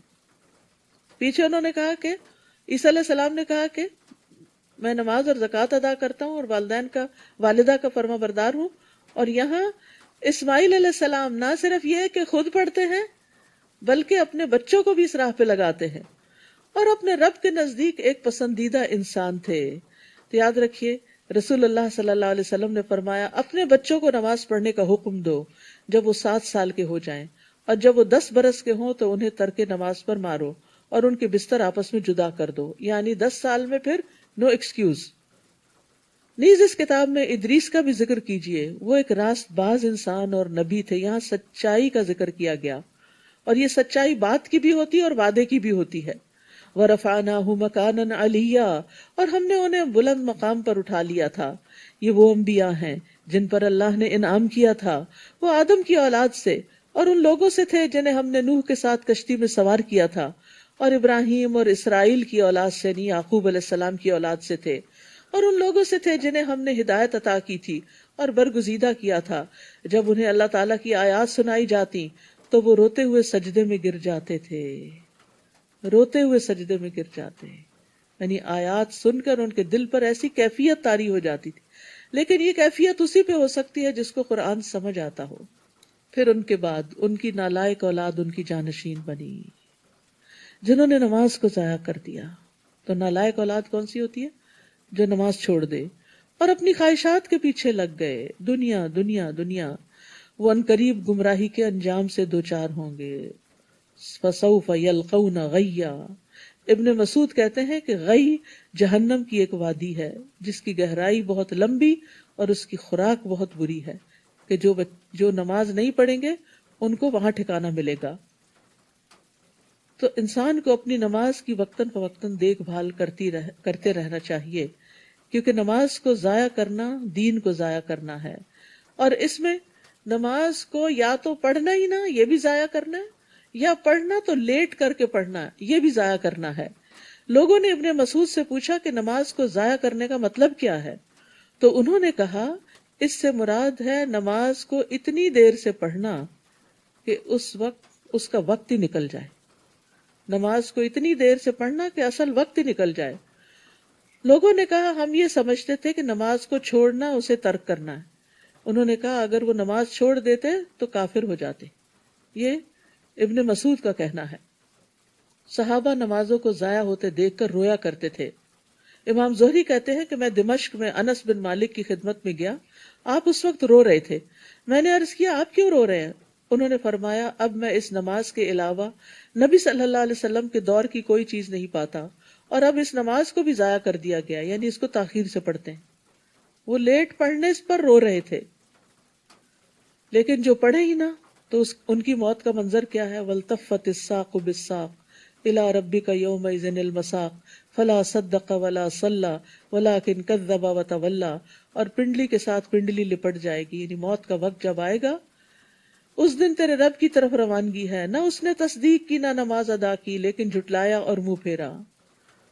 اور یاد رکھیے وہ حدیث میں نے پہلے سنائی تھی، نبی صلی اللہ علیہ وسلم کا خواب جس میں ایک شخص کا سر پتھر سے کچلا جا رہا تھا، جو قرآن کا حافظ تھا لیکن قرآن سے غافل ہو گیا اور فرض نماز پڑھے بغیر سو جاتا تھا، یعنی نمازوں کی کوئی پرواہ نہیں. الا من تاب وآمن وعمل صالحا فاولئک يدخلون الجنۃ ولا يظلمون شیئا. البتہ ان میں سے جس نے توبہ کر لی، ایمان لے آیا اور اچھے عمل کیے، تو ایسے لوگ جنت میں داخل ہوں گے اور ان کی ذرہ برابر حق تلفی نہ ہوگی. ساری محنتوں کا پورا پورا بدلہ دیا جائے گا. وہ جنت ایسے ہمیشہ رہنے والے باغات ہیں جن کا اللہ نے اپنے بندوں سے وعدہ کر رکھا ہے اور انہیں کسی نے دیکھا نہیں. بلا شبہ اس کا وعدہ پیش آ کر رہے گا. اللہم انا نسألک الجنہ. اس جنت میں وہ امن اور سلامتی کی باتوں کے علاوہ کوئی بیہودہ بات نہ سنیں گے. یہ بڑی خوبصورتی ہے جنت کی کہ فضول لغو بیکار گفتگو وہاں نہیں ہوگی.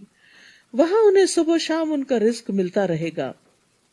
یہ ہے وہ جنت جس کا وارث ہم اپنے بندوں میں سے اس کو بنائیں گے من کان تقیا، جو متقی ہوگا، پرہیزگار ہوگا، گناہوں سے بچنے والا ہوگا. اور اے نبی صلی اللہ علیہ وسلم، ہم فرشتے آپ کے رب کے حکم کے بغیر نازل نہیں ہوا کرتے. جو کچھ ہمارے سامنے ہے اور جو ہمارے پیچھے ہے اور جو ان کے درمیان ہے سب اسی کا ہے، اور آپ کا رب بھولنے والا نہیں. وہ آسمانوں اور زمین اور جو کچھ ان کے درمیان ہے سب چیزوں کا مالک ہے، لہٰذا اسی کی بندگی کیجیے اور اسی کی بندگی پر ڈٹ جائیے. کیا آپ کوئی اور بھی اس کا ہم نام جانتے ہیں؟ هل تعلم له سمیہ. یاد رکھیے اللہ نام صرف اللہ ہی کا ہے، کسی اور کا نہیں ہے. تو یہاں دو باتوں کا حکم ہے، فَاعْبُدْهُ وَاسْتَبِرْ لِعِبَادَتِهِ. تو عبادت صبر اور مجاہدے کی محتاج ہے، یعنی عبادت کے لیے صبر بھی چاہیے ہوتا ہے اور محنت بھی چاہیے ہوتی، اور انسان کو اپنے نفس کو پھر اس پر لانا پڑتا ہے، محنت کرنی پڑتی ہے. وَيَقُولُ الْإِنسَانُ أَإِذَا مَا مِتُّ لَسَوْفَ أُخْرَجُ حَيًّا. انسان یہ کہتا ہے کہ جب میں مر جاؤں گا تو کیا پھر سے زندہ کر کے قبر سے نکال لایا جاؤں گا. انسان یہ کہتا ہے کہ جب میں مر جاؤں گا تو کیا پھر سے زندہ کر کے قبر سے نکال لایا جاؤں گا. کیا انسان کو یہ یاد نہیں رہا کہ اس سے پہلے ہم نے اسے پیدا کیا جبکہ وہ کچھ بھی نہ تھا. آپ کے رب کی قسم، ہم انہیں اور ان کے ساتھ شیطانوں کو ضرور جمع کر کے لائیں گے، پھر ان سب کو گھٹنوں کے بل جہنم کے ارد گرد حاضر کر دیں گے. پھر ہر گروہ میں سے ایسے لوگوں کو کھینچ نکالیں گے جو اللہ تعالیٰ کے مقابلے پر سخت سرکش بنے ہوئے تھے، یعنی ان کے لیڈرز، یعنی شر میں جو لوگوں کے لیڈر اور سردار ہوں گے. پھر ہم ان لوگوں کو بھی خوب جانتے ہیں جو جہنم میں پہلے داخل ہونے کے زیادہ مستحق ہیں. وَإِن مِّنكُمْ إِلَّا وَارِدُهَا كَانَ عَلَىٰ رَبِّكَ حَتْمًا مَّقْضِيًّا. تم میں سے کوئی بھی ایسا نہیں جس کا جہنم پر سے گزر نہ ہو، کیونکہ جنت کا راستہ جاتا ہی جہنم کے اوپر سے ہے، اس پل سے گزرتا ہے. یہ ایک قطعی طے شدہ بات ہے جسے پورا کرنا آپ کے رب کے ذمہ ہے. عبداللہ بن مسعود اس آیت کی تفسیر میں فرماتے ہیں کہ رسول اللہ صلی اللہ علیہ وسلم نے فرمایا تمام انسان جہنم سے گزریں گے، جہنم کے اوپر سے، پھر بعد میں اپنے اعمال کے مطابق وہاں سے نکلیں گے. یعنی کوئی تیز نکلے گا، کوئی آہستہ آہستہ، کوئی لڑکھڑاتا ہوا، اور کوئی نیچے گر جائے گا اور پھر وہاں سے نکالا جائے گا. عبداللہ بن رواحہ اپنا سر اپنی بیوی کی گود میں رکھے ہوئے رونے لگے تو ان کی بیوی بھی رونے لگی. پوچھا تم کیوں رو رہی ہو؟ اس نے کہا میں نے آپ کو دیکھا آپ رو رہے ہیں تو میں بھی رونے لگی. انہوں نے کہا مجھے اللہ تعالیٰ کا یہ قول یاد آ گیا، وَإِن مِّنكُمْ إِلَّا وَارِدُهَا. مجھے نہیں پتا میں وہاں سے نجات پاؤں گا کہ نہیں، کیسے گزروں گا اس پل سے. ہم میں سے کتنے لوگوں کا غم ہے یہ کہ میں پل صراط سے کیسے گزروں گی. وہ کون سے اعمال ہیں جن کو کرنے سے پل صراط آسان ہو جائے گا. ابو میسرہ جب اپنے بستر پر سونے لگتے تو کہتے کاش میری ماں نے مجھے جنم نہ دیا ہوتا، پھر وہ رونے لگتے تو پوچھا جاتا کہ آپ کیوں روتے ہیں؟ وہ کہتے ہمیں تو یہ بتایا گیا کہ ہم جہنم پر وارد ہوں گے، لیکن ہمیں یہ نہیں بتایا گیا کہ ہم وہاں سے نکل بھی آئیں گے کہ نہیں نکلیں گے، یعنی اس پل کو پار کریں گے بھی کہ نہیں کریں گے۔ نبی صلی اللہ علیہ وسلم نے فرمایا قیامت کے دن پل صراط لایا جائے گا اور جہنم کی پشت پر لا کر رکھا جائے گا۔ ہم نے کہا یا رسول اللہ پل صراط کیا ہے؟ آپ نے فرمایا پھسلنے اور گرنے کی جگہ، اس پر کانٹے اور آنکڑے ہیں جو چوڑے ہیں، اور ایسے ٹیڑھے کانٹے ہیں جو نجد میں ہوتے ہیں جنہیں سعدان کہا جاتا ہے۔ نبی صلی اللہ علیہ وسلم نے فرمایا پل صراط نصب کیا جائے گا جو استرے کی دھار کی طرح ہوگا، سے تلوار کی ہوتی ہے نا۔ تو فرشتے پوچھیں گے اللہ تعالیٰ یہ تو کس کو عبور کروائے گا؟ اللہ تعالیٰ فرمائیں گے میں اپنی مخلوق میں سے جس کو چاہوں گا پار کراؤں گا۔ وہ کہیں گے تو پاک ہے، ہم تیری عبادت ویسی نہ کر سکے جیسی کرنے کا حق تھا۔ ابو سعید خدری کہتے ہیں مجھ تک یہ حدیث پہنچی کہ پل صراط بال سے باریک اور تلوار سے تیز ہوگا، اور اس کے دونوں طرف لوہے کی کنڈیاں ہیں، اور پل صراط سے گزرنے کی رفتار اعمال کے مطابق ہوگی۔ وہاں اعمال کام آئیں گے، کوئی کسی کے کام نہ آئے گا۔ حضرت عائشہ نے جب پوچھا تھا نا نبی صلی اللہ علیہ وسلم سے کہ کیا ہمیں آپ وہاں یاد رکھیں گے، تو آپ نے فرمایا 3 جگہوں پہ کوئی کسی کو یاد نہیں رکھے گا، اور ان میں سے ایک مقام پل صراط سے گزرنا ہے۔ اور پھر یہاں اللہ تعالیٰ کیا فرماتے ہیں کہ متقی لوگوں کو اس سے بچا لیا جائے گا۔ وہاں کچھ لوگ دوڑتے ہوئے گزریں گے، کچھ چلتے ہوئے، کچھ گھسٹتے ہوئے، کچھ گھٹنوں کے بل رینگتے ہوئے۔ تو متقی لوگ جو ہوں گے، جو جتنا اللہ سے ڈرتا ہے اور نیک کام کرتا ہے اور اپنے نفس کو کنٹرول میں رکھتا ہے، وہ اتنی تیزی کے ساتھ وہاں سے گزر جائے گا۔ ثم ننجی الذین اتقوا، پھر ہم پرہیزگاروں کو تو جہنم سے نجات دیں گے، وَنَذَرُ الظَّالِمِينَ فِيهَا جِثِيًّا، مگر ظالموں کو اس میں گھٹنوں کے بل گرے ہوئے چھوڑ دیں گے۔ اور جب ان پر ہماری واضح آیات پڑھی جاتی ہیں تو کافر ایمان والوں سے کہتے ہیں بتاؤ ہم دونوں گروہوں میں سے کس کی حالت بہتر ہے اور کس کی مجلس اچھی ہے، دار ارقم اچھا ہے یا دار الندوہ اچھا ہے؟ ان کو اپنی مجلس پر بڑا فخر تھا، اپنی اسمبلی کی جگہ پر، حالانکہ ہم ان سے پہلے کئی ایسی قومیں ہلاک کر چکے ہیں جو ساز و سامان اور ظاہری شان و شوکت کے لحاظ سے ان سے بہتر تھی۔ تو یاد رکھیے اچھے لباس اور اچھے رہن سہن کا اللہ کے ہاں کوئی مقام نہیں۔ اللہ سبحانہ وتعالیٰ جسموں اور شکلوں کو نہیں دیکھتا، اللہ سبحانہ وتعالیٰ انسان کے دل کو دیکھتا ہے کہ اس میں تقویٰ کتنا ہے، اور اعمال کو دیکھتا ہے کہ یہ کر کے کیا لایا ہے۔ آپ ان سے کہیے جو شخص گمراہی میں پڑا ہوا ہو تو اللہ تعالیٰ اسے ایک مدت تک ڈھیل دیے جاتے ہیں تاکہ یہ لوگ وہ کچھ دیکھ لیتے ہیں جس کا ان سے وعدہ کیا جاتا ہے، خواہ یہ عذاب الہی ہو یا قیامت ہو۔ اس وقت انہیں معلوم ہو جائے گا کہ کس کا حال برا ہے اور کس کا جتھا کمزور ہے۔ اور جو لوگ راہ راست پر چلتے ہیں اللہ انہیں مزید ہدایت عطا کرتے ہیں۔ نیکی کے راستے پہ چلنے کا نتیجہ آگے نیکیوں سے ملاقات ہے، اور باقی رہنے والی نیکیاں ہی آپ کے رب کے نزدیک ثواب اور انجام کے لحاظ سے بہتر ہیں۔ والباقیات الصالحات خیر عند ربک ثوابا وخیر مردا۔ تو یاد رکھیے ہر شخص علم یا نیک عمل کے لیے جو کوشش کرتا ہے، محنت کرتا ہے، تو اللہ تعالیٰ اس کوشش کے بدلے اس کو ایک اور نیکی کی توفیق دے دیتے ہیں۔ ٹھیک ہے؟ اور یہ باقیات الصالحات کیا ہے؟ سبحان اللہ والحمد للہ ولا الہ الا اللہ واللہ اکبر۔ بھلا آپ نے اس شخص کی حالت پر بھی غور کیا جو ہماری آیات کا انکار کرتا ہے اور کہتا ہے کہ مجھے مال اور اولاد ضرور دیا جائے گا؟ کیا اسے غیب کا پتہ چل گیا ہے یا اس نے اللہ سے کوئی عہد لے رکھا ہے؟ ایسا ہرگز نہیں ہوگا، اور جو کچھ یہ کہہ رہے ہیں ہم اسے لکھ رہیں گے، اور جو کچھ یہ کہہ رہا ہے اسے ہم لکھ لیں گے اور اس کے عذاب میں مزید اضافہ کریں گے۔ اور جن باتوں کے متعلق یہ کہہ رہا ہے مال اور اولاد ان کے وارث تو ہم ہوں گے، اور یہ اکیلا ہی ہمارے پاس ہوگا، اور یہ اکیلا ہی ہمارے پاس آئے گا۔ یعنی مال اولاد سب پیچھے رہ جاتا ہے، انسان اکیلا رب کے حضور حاضر ہوتا ہے، اور قیامت کے دن بھی، یعنی قبر میں بھی اکیلا جاتا ہے اور آخرت میں بھی اکیلا اٹھے گا۔ وَيَأْتِينَا فَرْدًا۔ نیز ان لوگوں نے اللہ کے سوا دوسرے معبود بنا رکھے ہیں تاکہ وہ ان کے مددگار بنے۔ ایسا ہرگز نہ ہوگا، وہ معبود تو ان کی عبادت سے ہی انکار کر دیں گے بلکہ الٹا ان کے مخالف بن جائیں گے۔ تو جو غیر اللہ سے مدد طلب کرتا ہے وہ بے یار و مددگار ہی رہتا ہے۔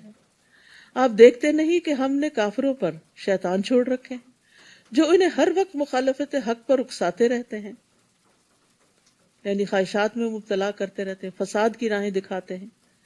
سو آپ ان پر نزول عذاب کے لیے جلدی نہ کیجیے، ہم ان کی گنتی کے دن شمار کر رہے ہیں، جس دن ہم پرہیزگاروں کو اکٹھا کریں گے کہ وہ رحمان کے مہمان بنے، اور مجرموں کو پیاسے جانوروں کی طرح جہنم کی طرف ہانک لے جائیں گے۔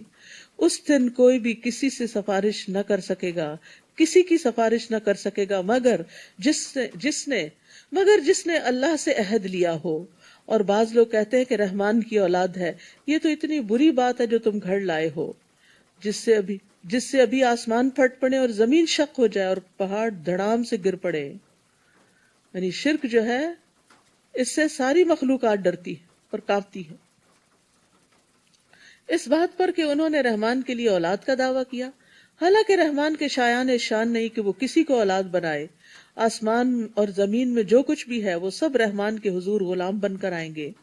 رحمان نے ان سب چیزوں کا ریکارڈ رکھا ہے اور ان کی پوری گنتی کر رکھی ہے، یہ سب قیامت کے دن اس کے حضور تنہا حاضر ہوں گے۔ ان الذین آمنوا وعملوا الصالحات سیجعل لهم الرحمن ودا، یقیناً جو لوگ ایمان لائے اور اچھے کام کر رہے ہیں، ان قریب اللہ تعالیٰ ان کے لیے لوگوں کے دلوں میں محبت پیدا کر دیں گے۔ تو مومنوں کی آپس کی محبت اللہ کا انعام ہے، یعنی اللہ بھی ان سے محبت کرتا ہے اور مومن بندے بھی ان سے محبت کرتے ہیں، یعنی نیک لوگ جو ہوتے ہیں وہ آپس میں ایک دوسرے سے محبت کرتے ہیں، فرشتے بھی ان سے محبت کرتے ہیں۔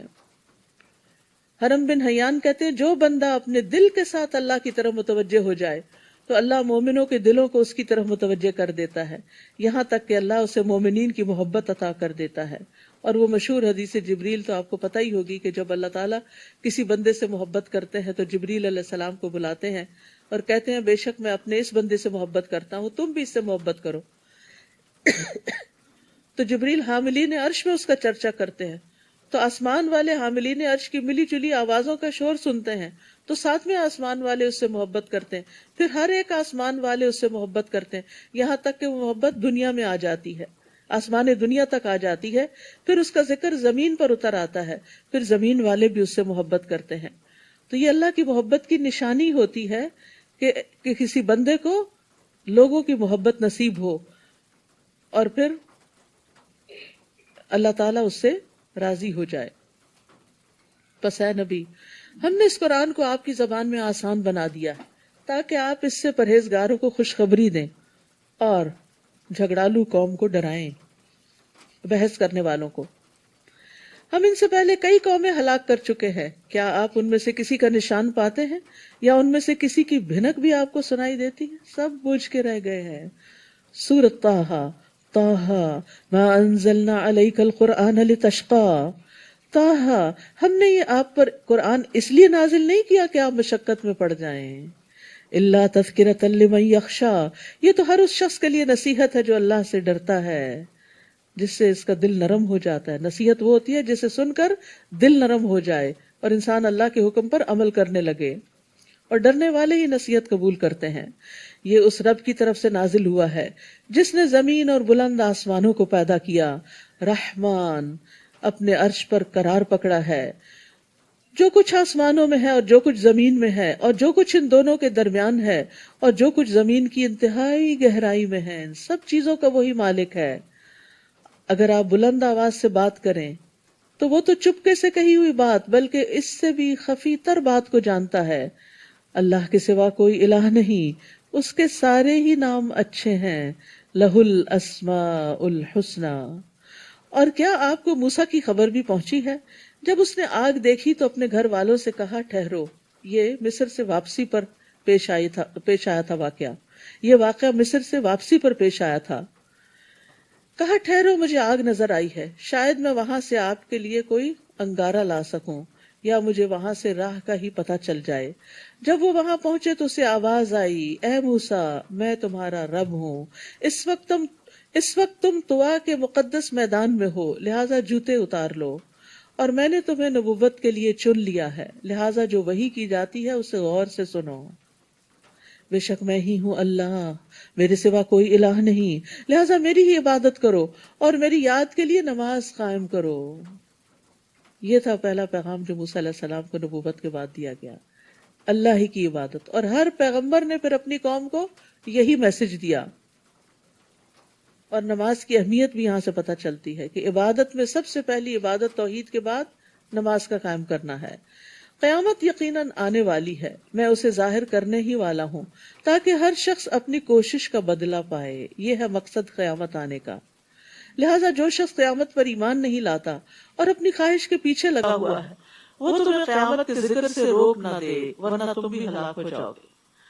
آپ دیکھیے کہ لوگوں کو قیامت کا تذکرہ پسند نہیں، موت کا ذکر پسند نہیں ہوتا. وہ کہتے ہیں یہ باتیں روز نہ کیا کرو. نہیں، یہ کرنے کی باتیں ہوتی ہیں، اپنی اولاد سے بھی، گھر والوں سے بھی، خود اپنے آپ کو بھی سنانے کی، کیونکہ یہ تو یقینی حقیقت ہے. اور اے موسیٰ یہ تمہارے داہنے ہاتھ میں کیا ہے؟ وہ لاٹھی تھی، عصا تھا موسیٰ کا، جس کے بارے میں اللہ تعالیٰ نے پوچھا، اور پوچھا اس لیے تاکہ وہ متوجہ ہو، اس کی امپورٹنس جانے. موسیٰ نے جواب دیا یہ میری لاٹھی ہے، میں اس پر ٹیک لگاتا ہوں اور اپنی بکریوں کے لیے پتے جھاڑتا ہوں. علاوہ ازیں میرے لیے اس میں اور بھی کئی فوائد ہیں. اللہ تعالیٰ نے فرمایا موسیٰ اسے زمین پر ڈال دو. وہ فائدے بتا رہے ہیں، اللہ تعالیٰ کا حکم آ گیا نیچے پھینک دو، اور اس میں حکمت تھی. پھر جب موسیٰ نے اسے زمین پر پھینکا تو یکدم وہ سانپ بن کر دوڑنے لگا. اللہ تعالیٰ نے فرمایا اسے پکڑو اور ڈرو نہیں، ہم جلد ہی سے اس کی پہلی حالت پر لے آئیں گے. اور ذرا اپنا ہاتھ اپنی بغل میں دباؤ، یہ بغیر کسی تکلیف کے چمکتا ہوا نکلے گا. یہ دوسری نشانی ہے. یہ اس لیے کہ ہم تمہیں اپنی بڑی بڑی نشانیاں دکھلانے والے ہیں.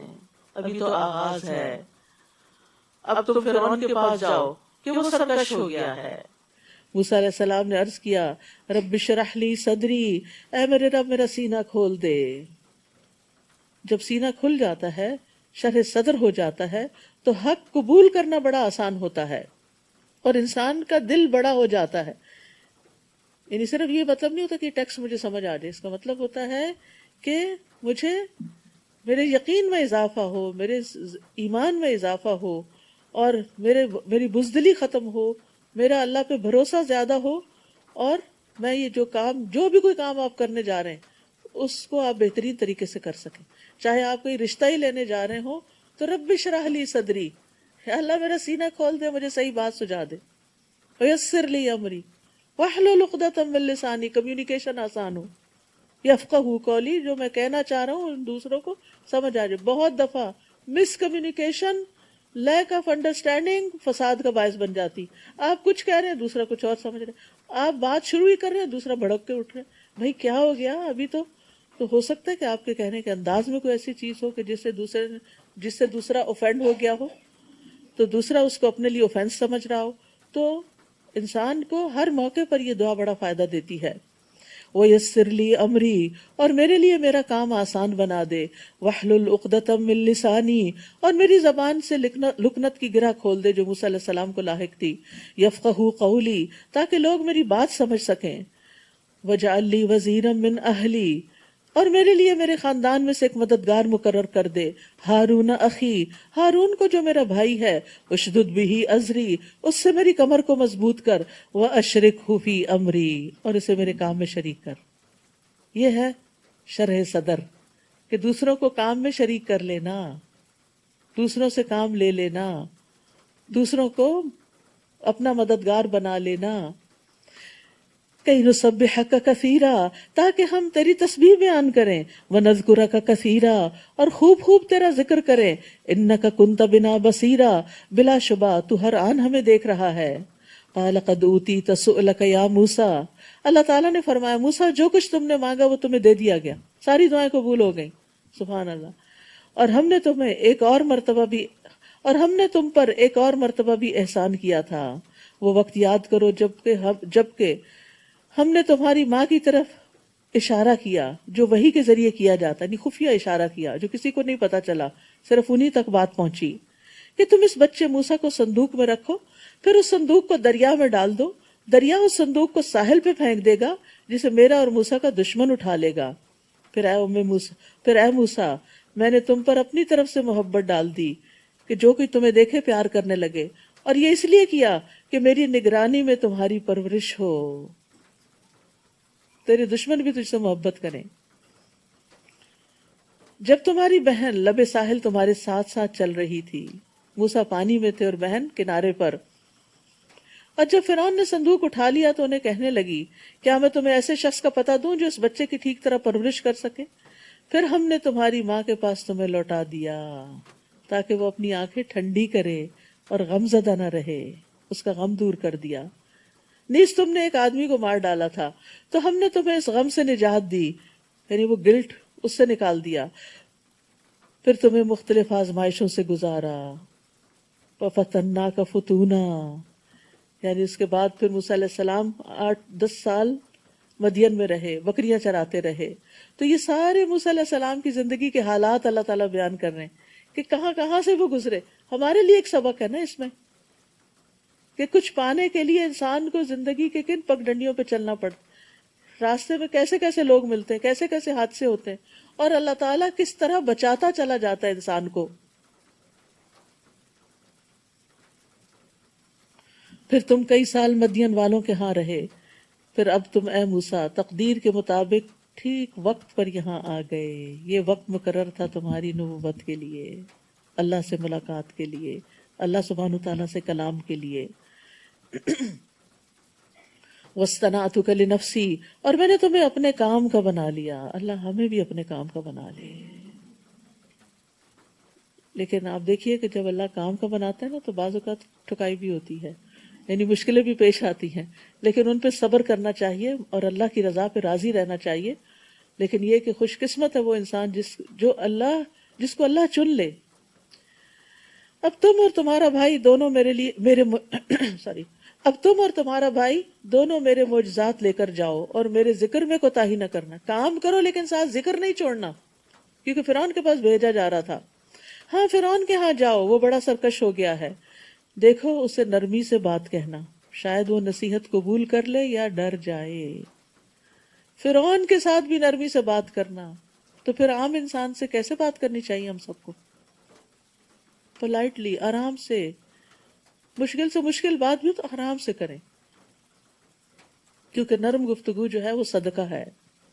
نبی صلی اللہ علیہ وسلم نے فرمایا جس کو نرمی سے حصہ دیا گیا تو یقیناً اس کو دنیا اور آخرت کی خیر و بھلائی سے نواز دیا گیا، اور نرم گفتگو کے بدلے جنت میں خوبصورت بالا خانے ملیں گے۔ قالا ربنا انا نخاف ان یفرط علینا او ان یطغى، دونوں نے عرض کیا اے رب ہم اس بات سے ڈرتے ہیں کہ وہ ہم پہ زیادتی کرے یا مزید سرکشی اختیار کرے۔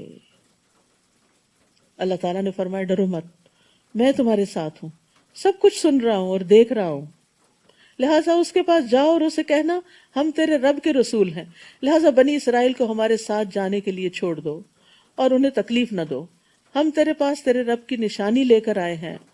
والسلام علی من اتبع الہدی، اور جو شخص ہدایت کی پیروی کرے اس کے لیے سلامتی ہے۔ ہماری طرف وحی کی گئی کہ جو شخص اسے جھٹلائے گا اور منہ موڑے گا اس کے لیے یقیناً عذاب ہے۔ فرعون نے جواب دیا موسیٰ تمہارا رب کون ہے؟ موسیٰ نے کہا ہمارا رب وہ ہے جس نے ہر چیز کو اس کی صورت خاص عطا کی، پھر اس کی رہنمائی کی۔ فرعون نے کہا تو پھر جو نسلیں گزر چکی ہیں وہ کس حال میں ہیں؟ موسیٰ نے جواب دیا ان کا علم میرے رب کے پاس ایک کتاب میں ہے، میرا رب نہ چوکتا ہے اور نہ بھولتا ہے، وہی جس نے تمہارے لیے زمین کا فرش بچھایا اور اس میں تمہارے چلنے کو راستے بنائے اور اوپر سے پانی برسایا، پھر اس بارش سے مختلف قسم کی پیداوار نکالی، کھاؤ اور اپنے جانوروں کو بھی چراؤ۔ اس طریقہ کار میں اہل عقل کے لیے بہت سی نشانیاں ہیں۔ اسی زمین سے ہم نے تمہیں پیدا کیا اور اسی میں تمہیں واپس لے جائیں گے اور اسی سے تمہیں دوبارہ نکالیں گے۔ غرض ہم نے فرعون کو اپنی نشانیاں دکھائیں مگر وہ انہیں جھٹلاتا رہا اور کوئی بات تسلیم نہ کی۔ موسیٰ سے کہنے لگا کیا تو ہمارے پاس اس لیے آیا کہ ہمیں اپنے جادو کے زور سے ہمارے ملک سے نکال دے؟ سو ہم بھی اس قسم کا جادو لاتے ہیں، لہٰذا اپنے اور ہمارے درمیان مقابلے کے لیے ایک وقت مقرر کر لو جس کی خلاف ورزی نہ تم کرو نہ ہم کریں، اور اس جگہ پہنچنا دونوں کے لیے یکساں ہو۔ موسیٰ علیہ السلام نے جواب دیا اچھا یہ وعدہ عہد کا دن ہے اور لوگ چاشت کے وقت جمع ہوں گے، یعنی ان کا بڑا دن تھا۔ چنانچہ فرعون لوٹ گیا اور اپنے سارے ہتھ کنڈے جمع کیے اور مقابلے پہ آ گیا۔ اس وقت موسیٰ نے لوگوں سے کہا افسوس تم پر، اللہ کے ذمے جھوٹی باتیں نہ لگاؤ ورنہ عذاب سے وہ تمہیں غارت کر دے گا، کیونکہ جس نے بھی جھوٹ گھڑا ناکام ہی رہا۔ پھر اس معاملے میں وہ آل فرعون آپس میں جھگڑنے لگے اور خفیہ مشورہ کرنے لگے۔ آخر کچھ لوگوں نے کہا یہ دونوں جادوگر ہیں اور چاہتے یہ ہیں کہ جادو کے زور سے تمہیں تمہارے ملک سے نکال دیں اور تمہارا مثالی طریقے زندگی ختم کر دیں، لہٰذا اپنی سب تدبیریں اکٹھی کرو اور متحد ہو کر مقابلے میں آؤ اور سمجھ لو کہ جو آج غالب رہا وہ جیت گیا۔ پھر موسیٰ سے کہنے لگے، موسیٰ تم ڈالتے ہو یا پہلے ہم ڈالیں؟ موسیٰ نے کہا تم ہی ڈالو۔ پھر ان کے جادو کے اثر سے ایسا معلوم ہوتا تھا کہ ان کی رسیاں اور لاٹھیاں یکدم دوڑنے لگی ہیں۔ یہ دیکھ کر موسیٰ اپنے دل میں ڈر گئے۔ ہم نے وحی کی اسے، کہا مت ڈرو، غالب تم ہی رہو گے، اور جو کچھ تمہارے ہاتھ میں ہے اور جو کچھ تمہارے دائیں ہاتھ میں ہے اسے پھینک دو۔ جو کچھ ان جادوگروں نے بنا رکھا ہے وہ سب کچھ ہڑپ کر جائے گا، یعنی عصا پھینک دو۔ انہوں نے تو صرف جادو کی فریب کاری ہی بنائی ہے، اور جادوگر جہاں بھی ہوں کامیاب نہیں، جہاں سے بھی آئے کامیاب نہیں ہو سکتے۔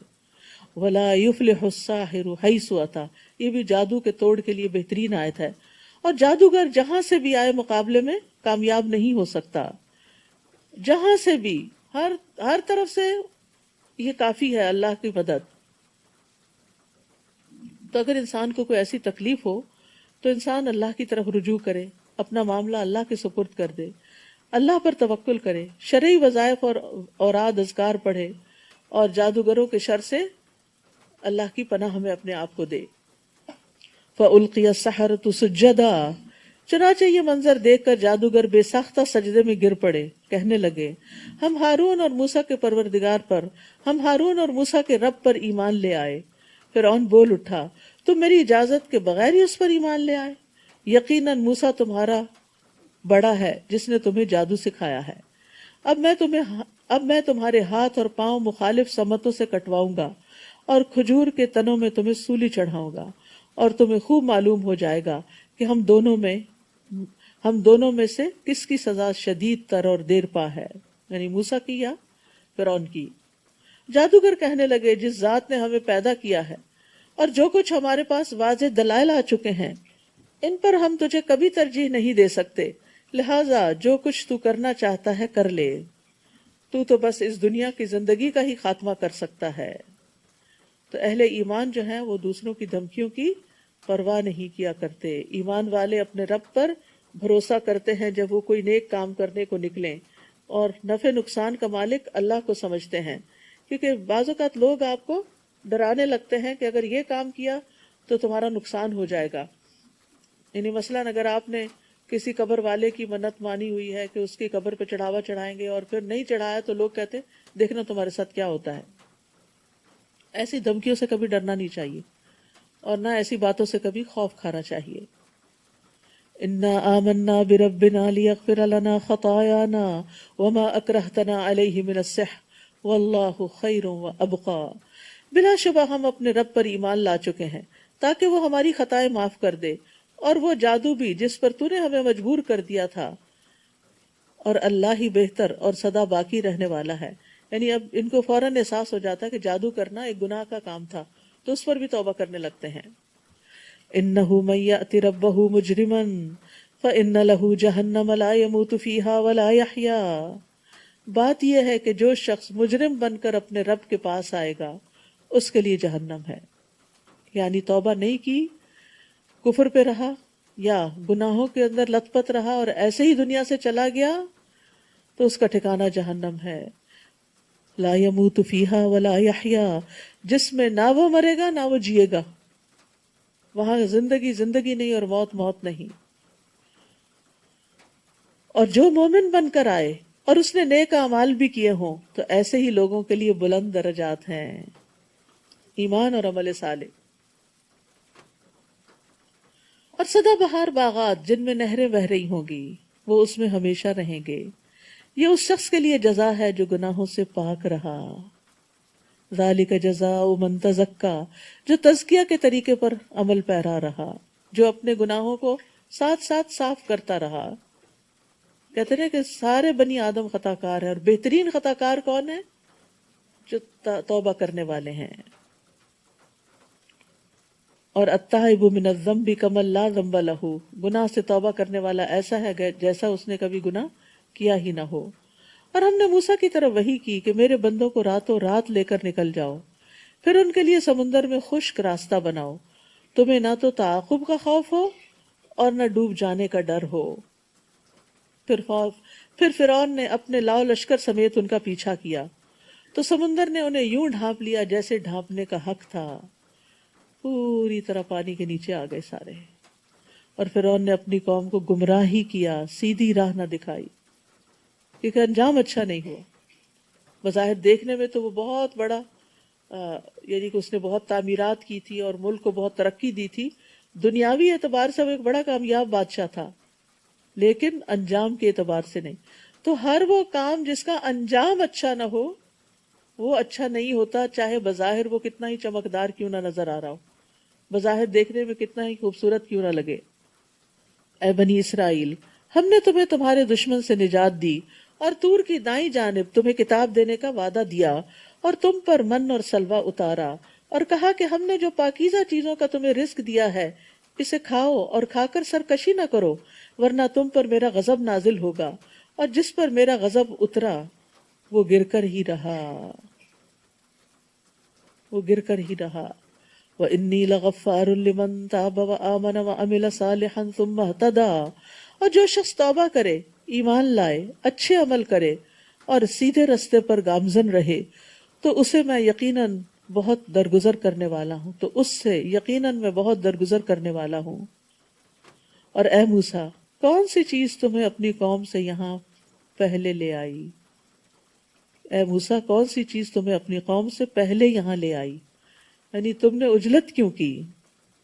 موسیٰ نے عرض کیا، وہ لوگ بھی میرے پیچھے آ رہے ہیں اور میں نے تیرے حضور آنے میں اس لیے جلدی کی تاکہ تو مجھ سے خوش ہو جائے، تاکہ تو مجھ سے خوش ہو جائے۔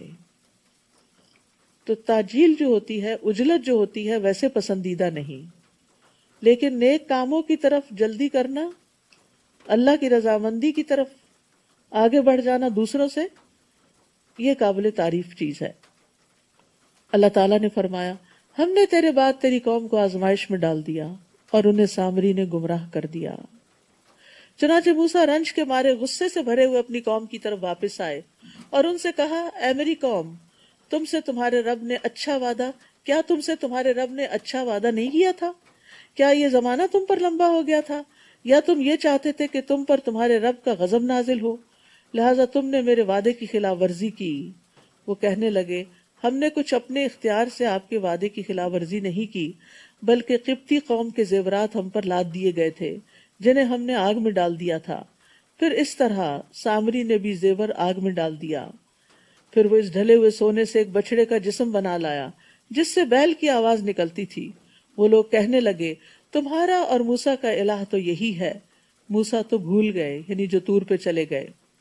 کیا وہ یہ نہیں دیکھتے کہ نہ تو وہ ان کی بات کا جواب دیتا ہے؟ کیا وہ یہ نہیں دیکھتے کہ نہ تو وہ ان کی بات کا جواب دیتا ہے اور نہ ہی ان کے نفع نقصان کا کچھ اختیار رکھتا ہے؟ اور اس سے پیشتر ہارون انہیں یہ کہہ چکے تھے کہ اس بچڑے کے جسم سے تمہاری آزمائش کی جا رہی ہے، بلا شبہ تمہارا رب رحمان ہی ہے، وَإِنَّ رَبَّكُمُ الرَّحْمَٰنُ فَاتَّبِعُونِی، لہٰذا میری پیروی کرو، وَأَطِیعُوا أَمْرِی، اور میرے حکم کی اطاعت کرو۔ وہ کہنے لگے، جب تک موسیٰ ہمارے پاس واپس نہیں آ جاتا ہم تو اسی کی پرورش کرتے رہیں گے، یعنی اسی بچڑے کی۔ جب موسیٰ علیہ السلام واپس آئے تو ہارون سے کہا، ہارون، جب تم انہیں گمراہ ہوتے دیکھ رہے تھے تو انہیں منع کرنے سے کس بات نے تمہیں روکے رکھا کہ تم لوگ میری پیروی نہ کرو؟ کیا تم نے میرے حکم کی خلاف ورزی کی؟ ہارون نے جواب دیا، اے میری ماں جائے بھائی، اے میری ماں جائے بھائی، یعنی پیار سے، میری داڑھی اور میرے سر کے بال نہ پکڑو، میری داڑھی اور میرے سر کے بال نہ پکڑو۔ مجھے اس بات کا اندیشہ تھا کہ تم آ کر یہ نہ کہو کہ تم نے بنی اسرائیل میں پھوٹ ڈال دی اور میری بات کا لحاظ نہ رکھا۔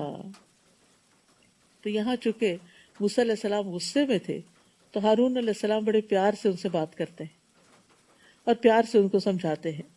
اور دوسری یہ بات پتہ چلتی ہے کہ ہارون علیہ السلام کے اندر بھی بڑی حکمت تھی۔ فتنے فساد سے بچنے کے لیے انہوں نے کہا کہ موسیٰ علیہ السلام آ کے ہی فیصلہ کر لیں گے، میں ابھی اس معاملے کو ایسے ہی رہنے دیتا ہوں۔ سمجھایا ضرور لیکن سختی نہ کی۔ قال فما خطبک یا سامری، پھر موسیٰ نے سامری کی طرف متوجہ ہو کر کہا بتاؤ سامری تمہارا کیا معاملہ ہے؟ سامری نے کہا میں نے وہ چیز دیکھی جو دوسروں کو نظر نہ آئی، چنانچہ میں نے رسول کے نقش قدم سے ایک مٹی اٹھا لی، پھر اس بچڑے کے جسم میں اس کو ڈال دیا۔ میرے نفس نے مجھے ایسا ہی سمجھایا تھا، میرے نفس نے مجھے ایسا ہی سمجھایا تھا۔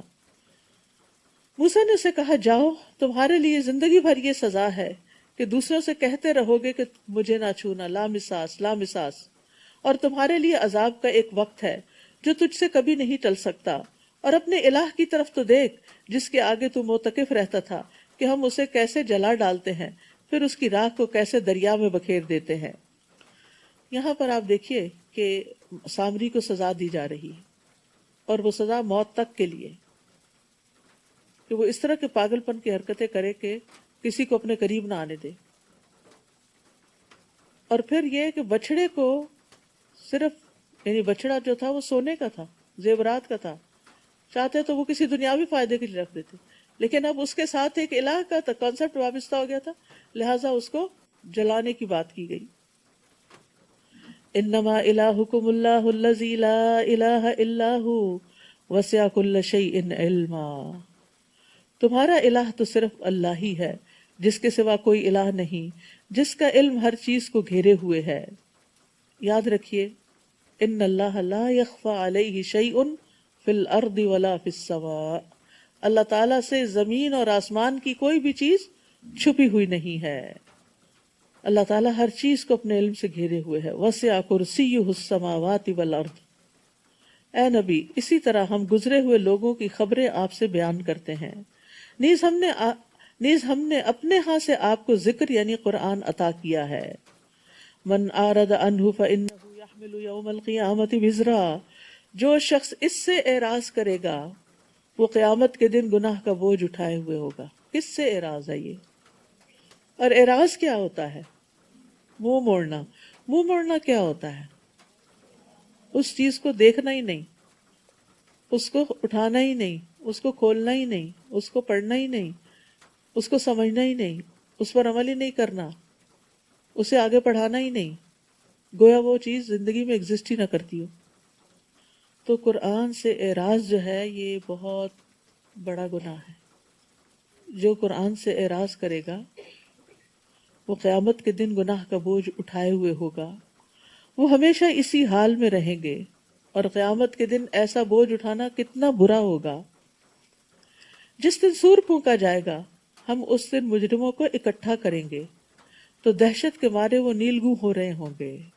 وَنَحْشُرُ الْمُجْرِمِينَ يَوْمَئِذٍ زُرْقًا، دنیا میں ہاتھ کب نیلے ہونے لگتے ہیں؟ بعض اوقات آپ دیکھیں نا بچوں کے چہرے بالکل نیلے ہو جاتے رو کے، ہاں کیا ہوتا ہے؟ غم اور تکلیف کی شدت سے۔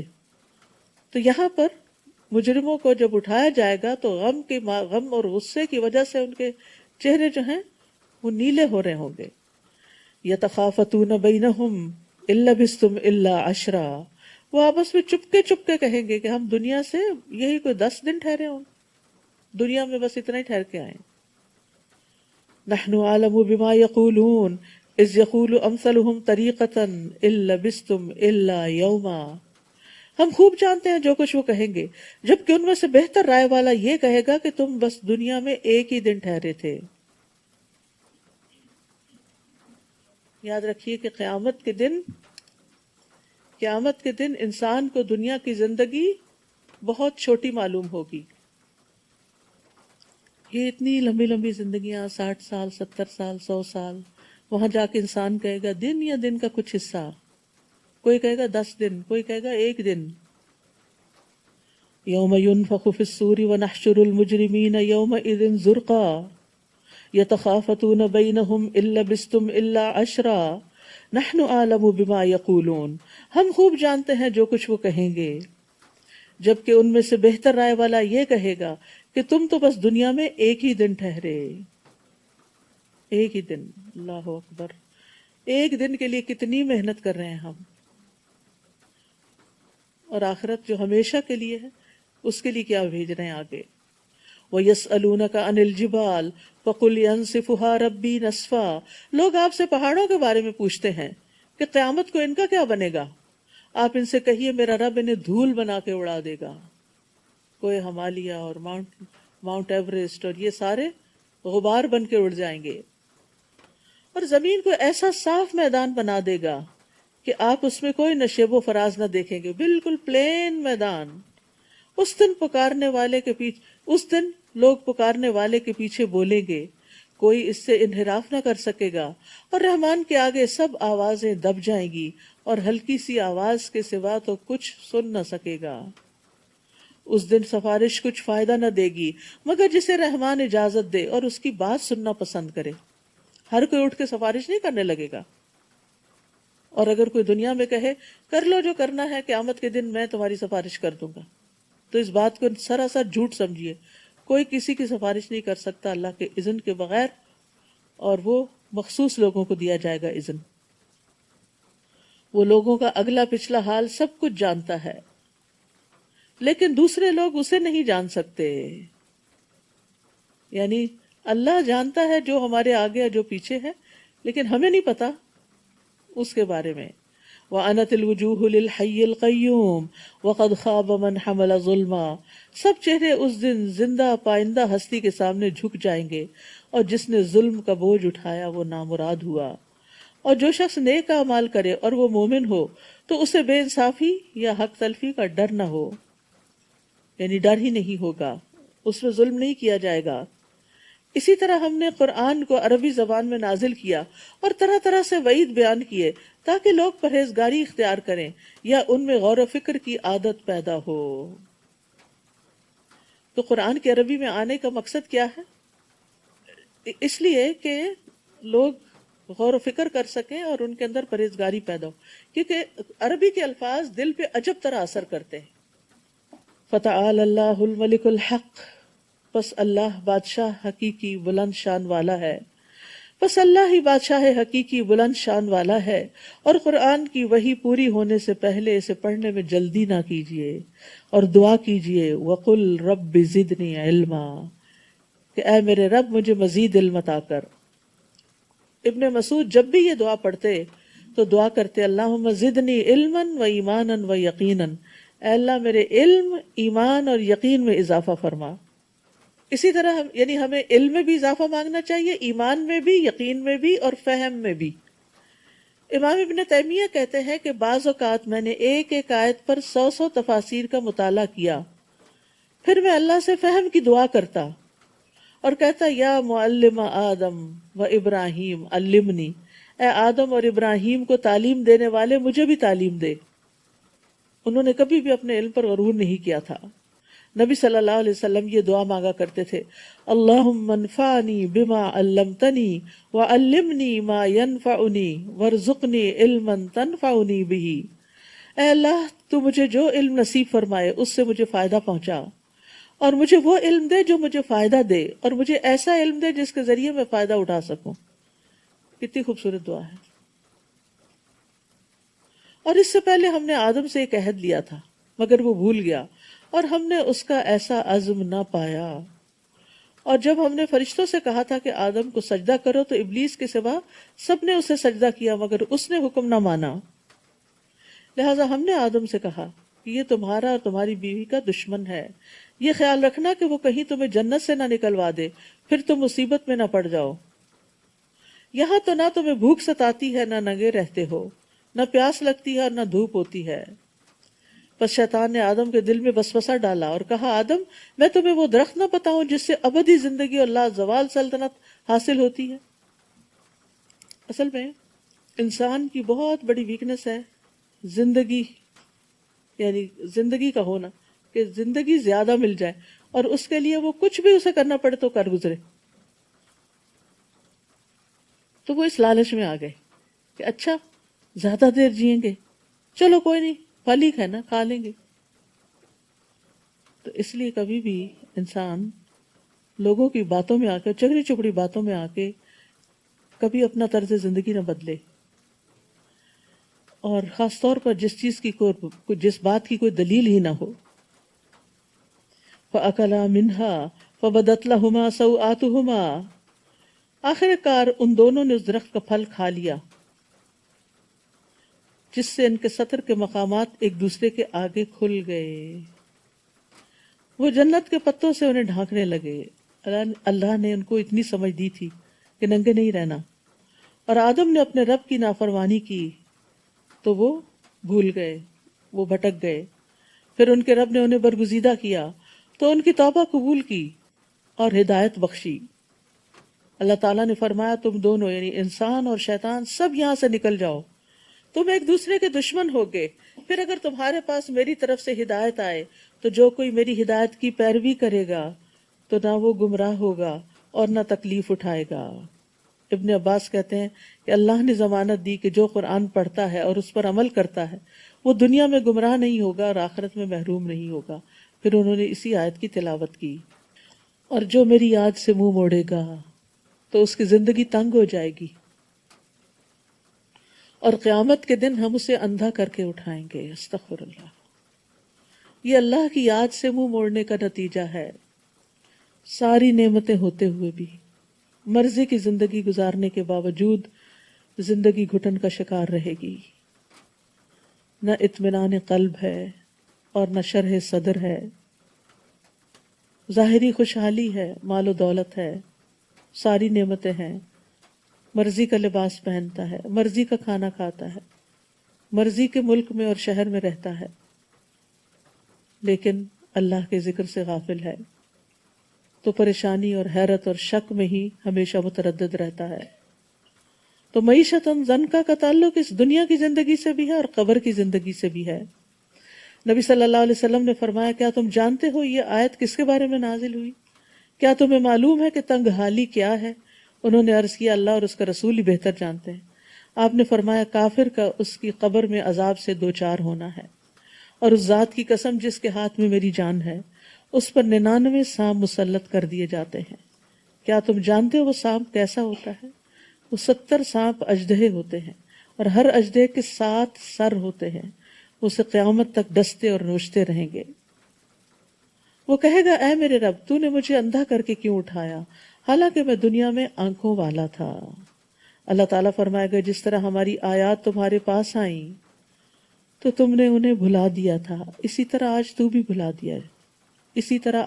بھلا دیا جائے گا. تو یہاں پر بھلانے سے مراد صرف یہ نہیں کہ کوئی صورت یاد کی اور وہ بھول گئی، اس سے مراد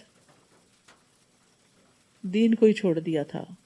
یعنی قرآن پڑھ کے سمجھ کے اللہ کی آیات کو جان کے، اور نبی صلی اللہ علیہ وسلم کے زمانے میں جیسے آپ تشریف لائے، آپ نے لوگوں کو پڑھ کے سنایا، لوگوں کے سامنے ایمان کی راہیں روشن ہوئی. جیسے منافقین تھے، روشنی ہوئی اور پھر اس کے بعد بجھ گئی وہ روشنی، انہوں نے اس سے اعراض برتا. تو یاد رکھیے ہر صاحب قرآن کو چاہیے کہ قرآن پڑھنے کے بعد اسے ساری زندگی پڑھتا رہے، سمجھتا رہے، کیونکہ یہ ایک چراغ کی طرح ہے